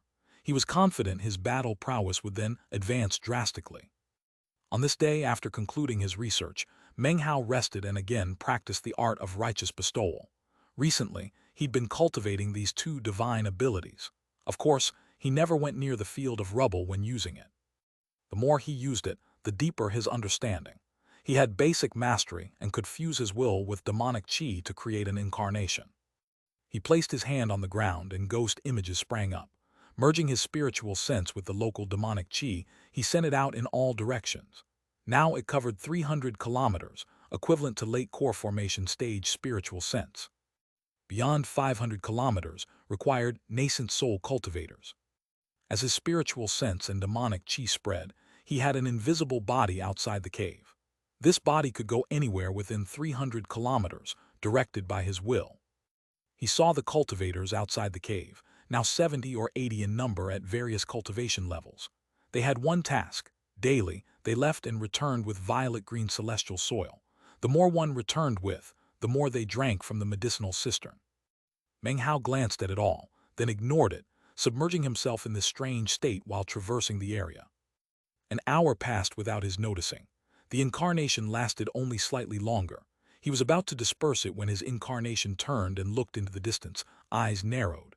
He felt no alarm, only calmness. Off in the distance was the field of rubble. A fog of black qi emanated out, coalescing into an enormous old man. The old man was huge as a giant, looking at Meng Hao. His lower half was black mist. Above, he wore a black robe. White hair fluttered around him, his eyes like lightning. His expression filled with ancient profundity, a rift split his forehead. Tiny black snakes emerged, wriggling and hissing. "Greetings, senior," said Meng Hao, clasping hands and bowing. The old man looked at Meng Hao. "I've been watching you," he said, his voice sharp. "Why do you have a Jai clan karma thread attached to you?" "That has nothing to do with you, sir," replied Meng Hao with a cool frown. "Oh," said the old man, his gaze piercing. His aura flared, surging with heavenly might. The black mist seethed. the snakes glaring at Meng Hao, forked tongues flicking as they screamed savagely. Over 100 enormous black pythons appeared before him, reflections of the snakes on his forehead. They spread out in all directions, an incredibly shocking sight. Only Meng Hao could see this. His expression remained calm. "You came here once before," said the old man, looking at Meng Hao. "You saw the seal suppressing me. That's why you're confident, isn't it?" His voice echoed like thunder, the sky darkening. "Correct," Meng Hao replied casually. The man stared at him, then let out a hearty laugh. "Nice response. You have a Jai clan karma thread attached, which means you cannot evade their karma in this life. Cultivators who achieve enlightenment regarding the essence of the ninth mountain and sea become prey for the Jai clan. You're young to sense the ninth mountain and sea's essence, so you follow some great legacy, but such a path leads to conflict with the Jai clan. You won't get far on your journey." He laughed again, turned, and the black fog began to disappear. The old man's words confused Meng Hao. Seeing him about to disappear, he suddenly blurted, "What is the essence of the ninth mountain and sea? What does the Jai clan want with it?" "There are 9 mountains. Each has 4 planets, a sun and a moon revolving around them. 1 mountain, 1 sea, 1 essence. Acquire it and become lord. The ninth mountain and sea's lord was surnamed Li, Chinese letter, but he perished in a great calamity. The mountain had no lord. All immortals vied for the position. Lord Li had 2 subordinate celestial warriors. The more powerful changed his surname. He used the heavens Chinese letter to cover Li Chinese letter, calling himself Jai Chinese letter. From then on, Ancestor Jai occupied the heavenly palace, hunting ancient names, changing the heavenly bodies' positions, and sealing the immortals. Tribulation for mountain and sea, a great war among the stars. Immortals perished. Boundless weeping. All living things raised their heads to see not stars but the heavens of Jai. The old man's powerful voice held both laughter and insanity as he slowly disappeared. Meng Hao floated, staring blankly. His mind spun with the old man's words and bitter laughter, part song, part lunacy. Here is a slightly closer look at the characters mentioned above. Heaven, Li, Jai. This chapter was sponsored by Alex Lai, Daniel Niv, Joris Zebel, and Richard Galls. Chapter 322, Jai Clan Bag of Holding. After some time, Meng Hao's figure disappeared, transforming into a pulsing aura that vanished. Back in the cave, he slowly opened his eyes, filled with blankness and a faint sense of fear. His breathing was heavy. Everything the old man said echoed in Meng Hao's mind like thunder. Various memories flickered through his mind, and his eyes glowed. The boundless ninth mountain. Tai is from the 7th mountain's planet Tiger Cage and participated in what he called the Great War of the Ninth Mountain. That must be the war among the stars the old man mentioned. 1. Tai was the immortal's corpse, who Meng Hao met in chapter 301. Also, I remember the 8th generation demon sealer found the 7th generation's legacy in the 6th mountain and joined the league. He refined half the 6th mountain sea to form his demon sealing Jade. 2. The 8th demon sealer's recollections were mused upon in chapter 102. Scattered clues were now drawn together by the old man's words. He was getting a clearer image. The world beyond includes 9 mountains and seas of indescribable size. Each has a sun and moon. Each even has 4 planets. According to Tai, I'm on one of the 4 planets of the 9th mountain, planet South Heaven. The world Meng Hao knew tore to pieces. Everything was vastly larger than imagined. His mind filled with knowledge of the heavens that only immortals understood. The Jai clan is powerful not just here but on the other 3 planets. Ancestor Jai seized the 9th mountain and sea's essence and became most powerful, eventually changing its heavens. Ancestor Jai Chinese letter covered the name Li Chinese letter with the heavens Chinese letter. How audacious! Meng Hao took a deep breath, feeling great pressure. Could he have imagined the Jai clan's power? It was unimaginably terrifying. Moreover, he faced only a minor branch of the Jai clan on planet South Heaven. Karma thread, he thought. That's the invisible thread attached after I killed Jai Hongdong. With it stuck to me, I can't flee anywhere in the 9th mountain and sea. I wonder what position the Fang clan occupies, he frowned, unable to answer. The 9th mountain and sea's essence. Could that be the demonic chi I sense with the art of righteous bestowal? Is the essence a demon? Meng Hao frowned. These were things he had difficulty comprehending. Tai is from the 7th mountain, the 8th demon sealer from the 6th. The 7th legacy was in the 6th. I'm the 9th demon sealer from the Reliance sect. Meng Hao's mind was in complete disorder. A vast, mysterious scroll slowly spread out before him. The more he wished to see, the more he needed to spread out. And that woman from the solitary sword sect, Xianling, the demon-sealing Jade, said she was a stone from the ninth mountain who fell and became a spirit. Meng Hao rubbed his nose. His entire mind was in shambles. 3. Xianling was introduced in chapter 180. What kind of people were the previous 8 generations? By cultivating their magic, I sensed the ninth mountain and sea's essence. How powerful were they? And why did Ancestor Jai approve of the League? He frowned. No matter how he thought, he couldn't piece it together. He was missing too much. Using tiny bits of information to understand a huge picture leads to frustration. Demon sealers, demon sealers. If the ninth mountain and sea's chi essence is demonic chi, wouldn't the League be above it? If so, then His heart pounded, but he quickly dispelled the notion. Impossible. If true, how could the previous 8 generations have perished?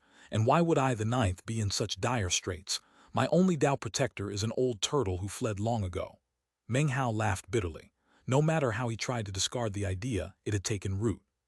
The 8th demon sealer experienced Tao tribulation in the 9 mountains and seas. He didn't say 9th mountain, he said 9 mountains. He meant all of them, Meng Hao thought, then decided to stop analyzing. He sighed. Speculating was useless. He was only a core formation cultivator. I might never leave planet South Heaven. The only way is to reach immortal ascension. He shook his head to clear it. Immortal ascension was just a vague concept to him. What was of more immediate concern was the path of the perfect gold core. In the following months, Meng Hao never again sensed the old man. However, he consistently felt watched. Over the months, more than 100 cultivators joined, making it the most powerful force in the region. More than 100 surrounded the mountain. The medicinal cistern was the second holy location, the first being Meng Hao's cave. Daily, they recited the words about faith in Lord Fifth bringing eternal life. With so many, their shouts sounded like thunder. The increase benefited Meng Hao. At a word, a large group appeared to handle any matter. The parrot and meat jelly were extremely interested in commanding them. Meng Hao left them to their devices. On one day, Meng Hao sat meditating when his eyes snapped open. The magical symbol on Jai Hongdong's bag finally dissipated. I wonder what's inside the bag of a Jai clan member. Jai Hongdong was junior generation. Now that he understood the Jai clan's fearsome power, his anticipation grew. He took out the bag and scanned it. His face changed and he gasped. He was definitely worthy of being a Jai clansman, he murmured. I made out big. He'd anticipated the contents wouldn't disappoint. However, Jai Hongdong was tiny, junior generation.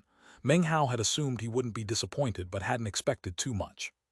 He had underestimated the resources of a Jai clan quasi-array member.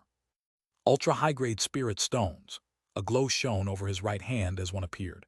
Its interior was turbid, not translucent. It looked ordinary, something most had never seen, but Meng Hao was familiar with it. This was the ultra-high-grade spirit stone he'd used to duplicate the wooden sword years ago.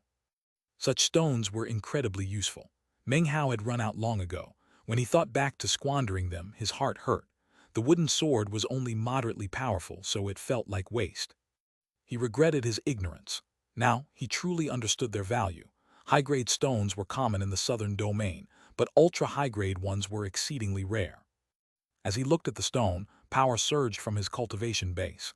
It glowed resplendently. Immense spiritual energy filled the cave. It permeated the cave and spilled outside. The more than 100 outside opened their eyes wide in shock. 50 ultra-high-grade spirit stones. Meng Hao thought, suppressing excitement. Such a collection was incredibly useful. They could serve as the nucleus of certain magical treasures or formations. He could also duplicate the primordial heavenly replenishing pill to recover longevity, then use the blood immortal mask again and wield its power. He put the stone back. All right, spirit stones, what else? Oh, his body trembled and he rose, disbelief on his face. This, he panted, astonishment on his face. Something he hadn't sensed in long, spiritual energy flowed into his body. This place was neither the blood immortal legacy zone nor the Song clan. Yet suddenly, he could absorb the area's spiritual energy. It poured into his body, seeping through his pores. Being able to absorb heaven and earth's spiritual energy again caused him to close his eyes. Since forming the perfect foundation, he could only absorb it in the blood immortal legacy zone or the Song clan. Moments later, he opened his eyes glowing intensely. He had absorbed all the spiritual energy in the area, including outside the cave. This completely changed his impression of the bag. His mind spun even more than when he heard the old man's words in the rubble field. Ultra-high-grade spirit stones. He looked at it again. Rotating his cultivation base, boundless spiritual energy surged in. His assumption was correct. It must relate to my cultivation base. Once I form the perfect gold core, I can use ultra-high-grade spirit stones to absorb spiritual energy. I couldn't during foundation establishment. With these, I won't only rely on medicinal pills and violet pupil transformation. He looked at the 50 ultra-high-grade spirit stones. They were even more valuable now. Chapter 323, Goddess Dual Land. Meng Hao took a deep breath. The glow lasted long before he put away the ultra-high-grade spirit stone. A silver-colored magical symbol appeared above his palm, emitting silver glow and a faint aura that transformed into more symbols. It felt similar to the celestial soil. The symbols emanated powerful ripples causing danger. He examined everything closely before sending it away. Exactly as anticipated. To kill a Jai clan son, avoid prolonged battle, exterminate like lightning, giving no chance to use magical items. If I hadn't been so decisive with the blood-colored mask then. Fear filled him thinking back. Hesitation would have ended differently. The Jai clan was truly fearsome. They surely had powerful tricks. He achieved victory by attacking like thunder, giving his opponent no time to react. The symbol required preparation time. At its weakest, this is more powerful than my cultivation base. I'm unsure how to use it. His hand flickered. A translucent pill bottle appeared. Inside was a medicinal pill the size of a longan fruit, branded with a hand image. Meng Hao's eyes glittered as he opened it. Sniffing the pill, he was visibly moved. This is not ordinary, this is a 100% consummate pill. He breathed deeply, examining it closely. Amazement filled his eyes. Soul procurement pill, one of the 3 great ancient pills, a consummate soul procurement pill. He examined it to confirm. He was correct, his expression filled with wonder. Meng Hao already possessed a primordial heavenly replenishing pill, so he could compensate for squandered longevity. His master had given him 3 outlander pills to suppress the resurrection lily and add to longevity. A nascent soul cultivator's nascent soul is based on 5 elements and divided into 5 colors. A 4-color soul is the ultimate. With a flawless foundation, a violet core, and a 1-color soul procurement pill, it's possible to add 1 more element. If I had 4 elements, this could increase it to 5, but if I already had 5, would it become a 6-color soul? Too bad it's only effective once. He stared at it, eyes glittering, then carefully put it away. He felt this pill would be extremely important to him in the future. Next, he pulled out a fishing rod from the bag. It was long, slender, and completely emerald. He hefted it, unsure of its function. It was glittering and translucent, appearing very sharp. The hook shone coldly. This thing? He flicked the rod, and a illusory pool appeared. The hook flew down, and a tremor ran through him. He heard infants wailing, old people gasping before death, able-bodied men laughing, teenagers swearing oaths, voices of all living things. The sound shook his mind and heart. He felt torn apart. He loosened his hand, the pole fell, and everything vanished. In that brief moment, sweat covered him. His breath came in ragged gasps. What is this thing? He thought. It didn't look extraordinary at first, but now seemed vastly mysterious. Considering the Jai clan's terror, this pole must be important. Meng Hao put the pole away. Looking back at the bag, aside from ordinary spirit stones, only 1 other item was noteworthy.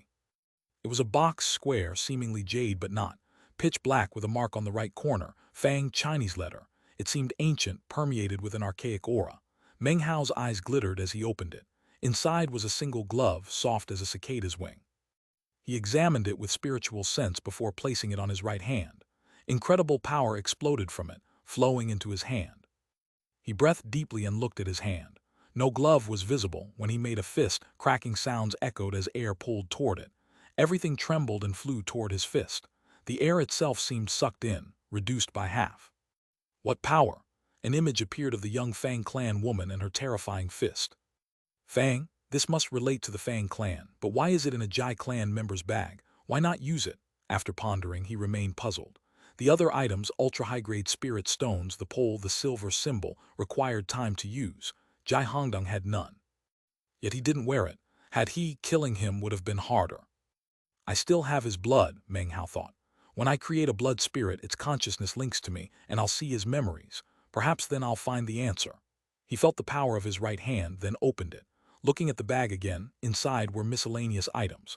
The ordinary spirit stones numbered about 20 or 30,000, not enough to duplicate the medicinal pills he needed. Eyes glittering, he put the bag away. With these, he had more ability to rise to power outside the southern domain and roam free. Except I can at the moment, he thought, shaking his head. He retrieved Jiahongdong's bell, spit out qi from his core, and melded them. He studied it, trying to figure its use. Like the others, it required research. No hurry. My wounds are healed, and time to emerge is near. First, I need to duplicate the primordial heavenly replenishing pill. He hesitated. The one-color soul procurement pill could only be used once. He didn't know if the primordial pill had a similar restriction. If it did, duplicating would waste. If he didn't and could use it multiple times, he'd lose greatly. He had a decisive disposition. Eyes glittering, he pulled out the copper mirror and the primordial pill. He took a deep breath and began duplicating it with an ultra-high-grade spirit stone.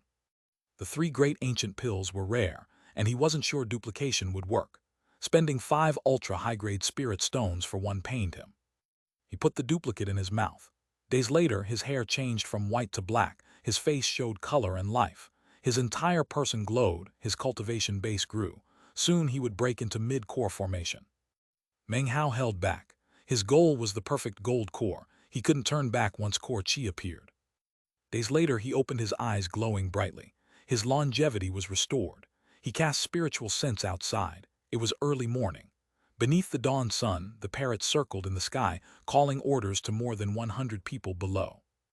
Lord Fifth is teaching a celestial spell formation using people as its base. Master it and be invincible. Now cry out with me. Have faith in the Lord Fifth, gain eternal life. When the Lord Fifth appears, who dares to cause strife? More than 100 roared like thunder. The meat jelly sat aside, disdain on its face, unable to conceal envy and jealousy. Meng Hao had watched similar scenes recently, merely smiling wryly. About to retract his spiritual sense, he frowned. He pushed 2 fingers against the ground and invoked righteous bestowal. Qi poured in, focusing in his eyes. Combining vision with spiritual sense, he swept the region. Several hundred kilometers away, a procession of cultivators flew toward him. In the lead were a man and a woman.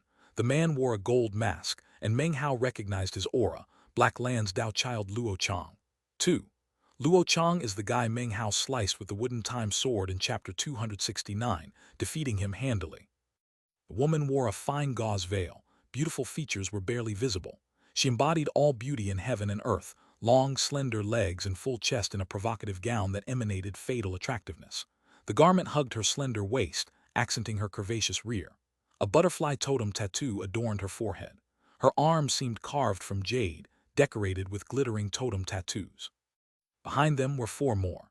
2 masked Black Lands cultivators of mid-core formation stage and 2 large-framed Western Desert experts. The 4 were followers of Luo Chang and the woman. This is one of the most infertile regions in the Black Lands, said Luo Chang. Only low-bred rogue cultivators live here. Goddess Duo Lan, why does your visit from the Western Desert bring you here? His face was hidden, but warmth could be heard in his voice. His eyes sparkled with intense adoration. She gave a graceful smile like a blooming lily, a natural-born beauty. Her smile caused him to breathe more heavily. About to respond, her phoenix-like eyes flickered. The butterfly totem on her forehead flickered as if about to fly out. Who are you? This chapter was sponsored by Abdullah Albiter, Brad Maxted, and Kai Yip. Duo Lan's name in Chinese is Chinese letter Duo Lan. Duo is a surname, which also means flower. Lan means orchid, Longan literally means dragon's eye, and is a common fruit in China, similar to lychee.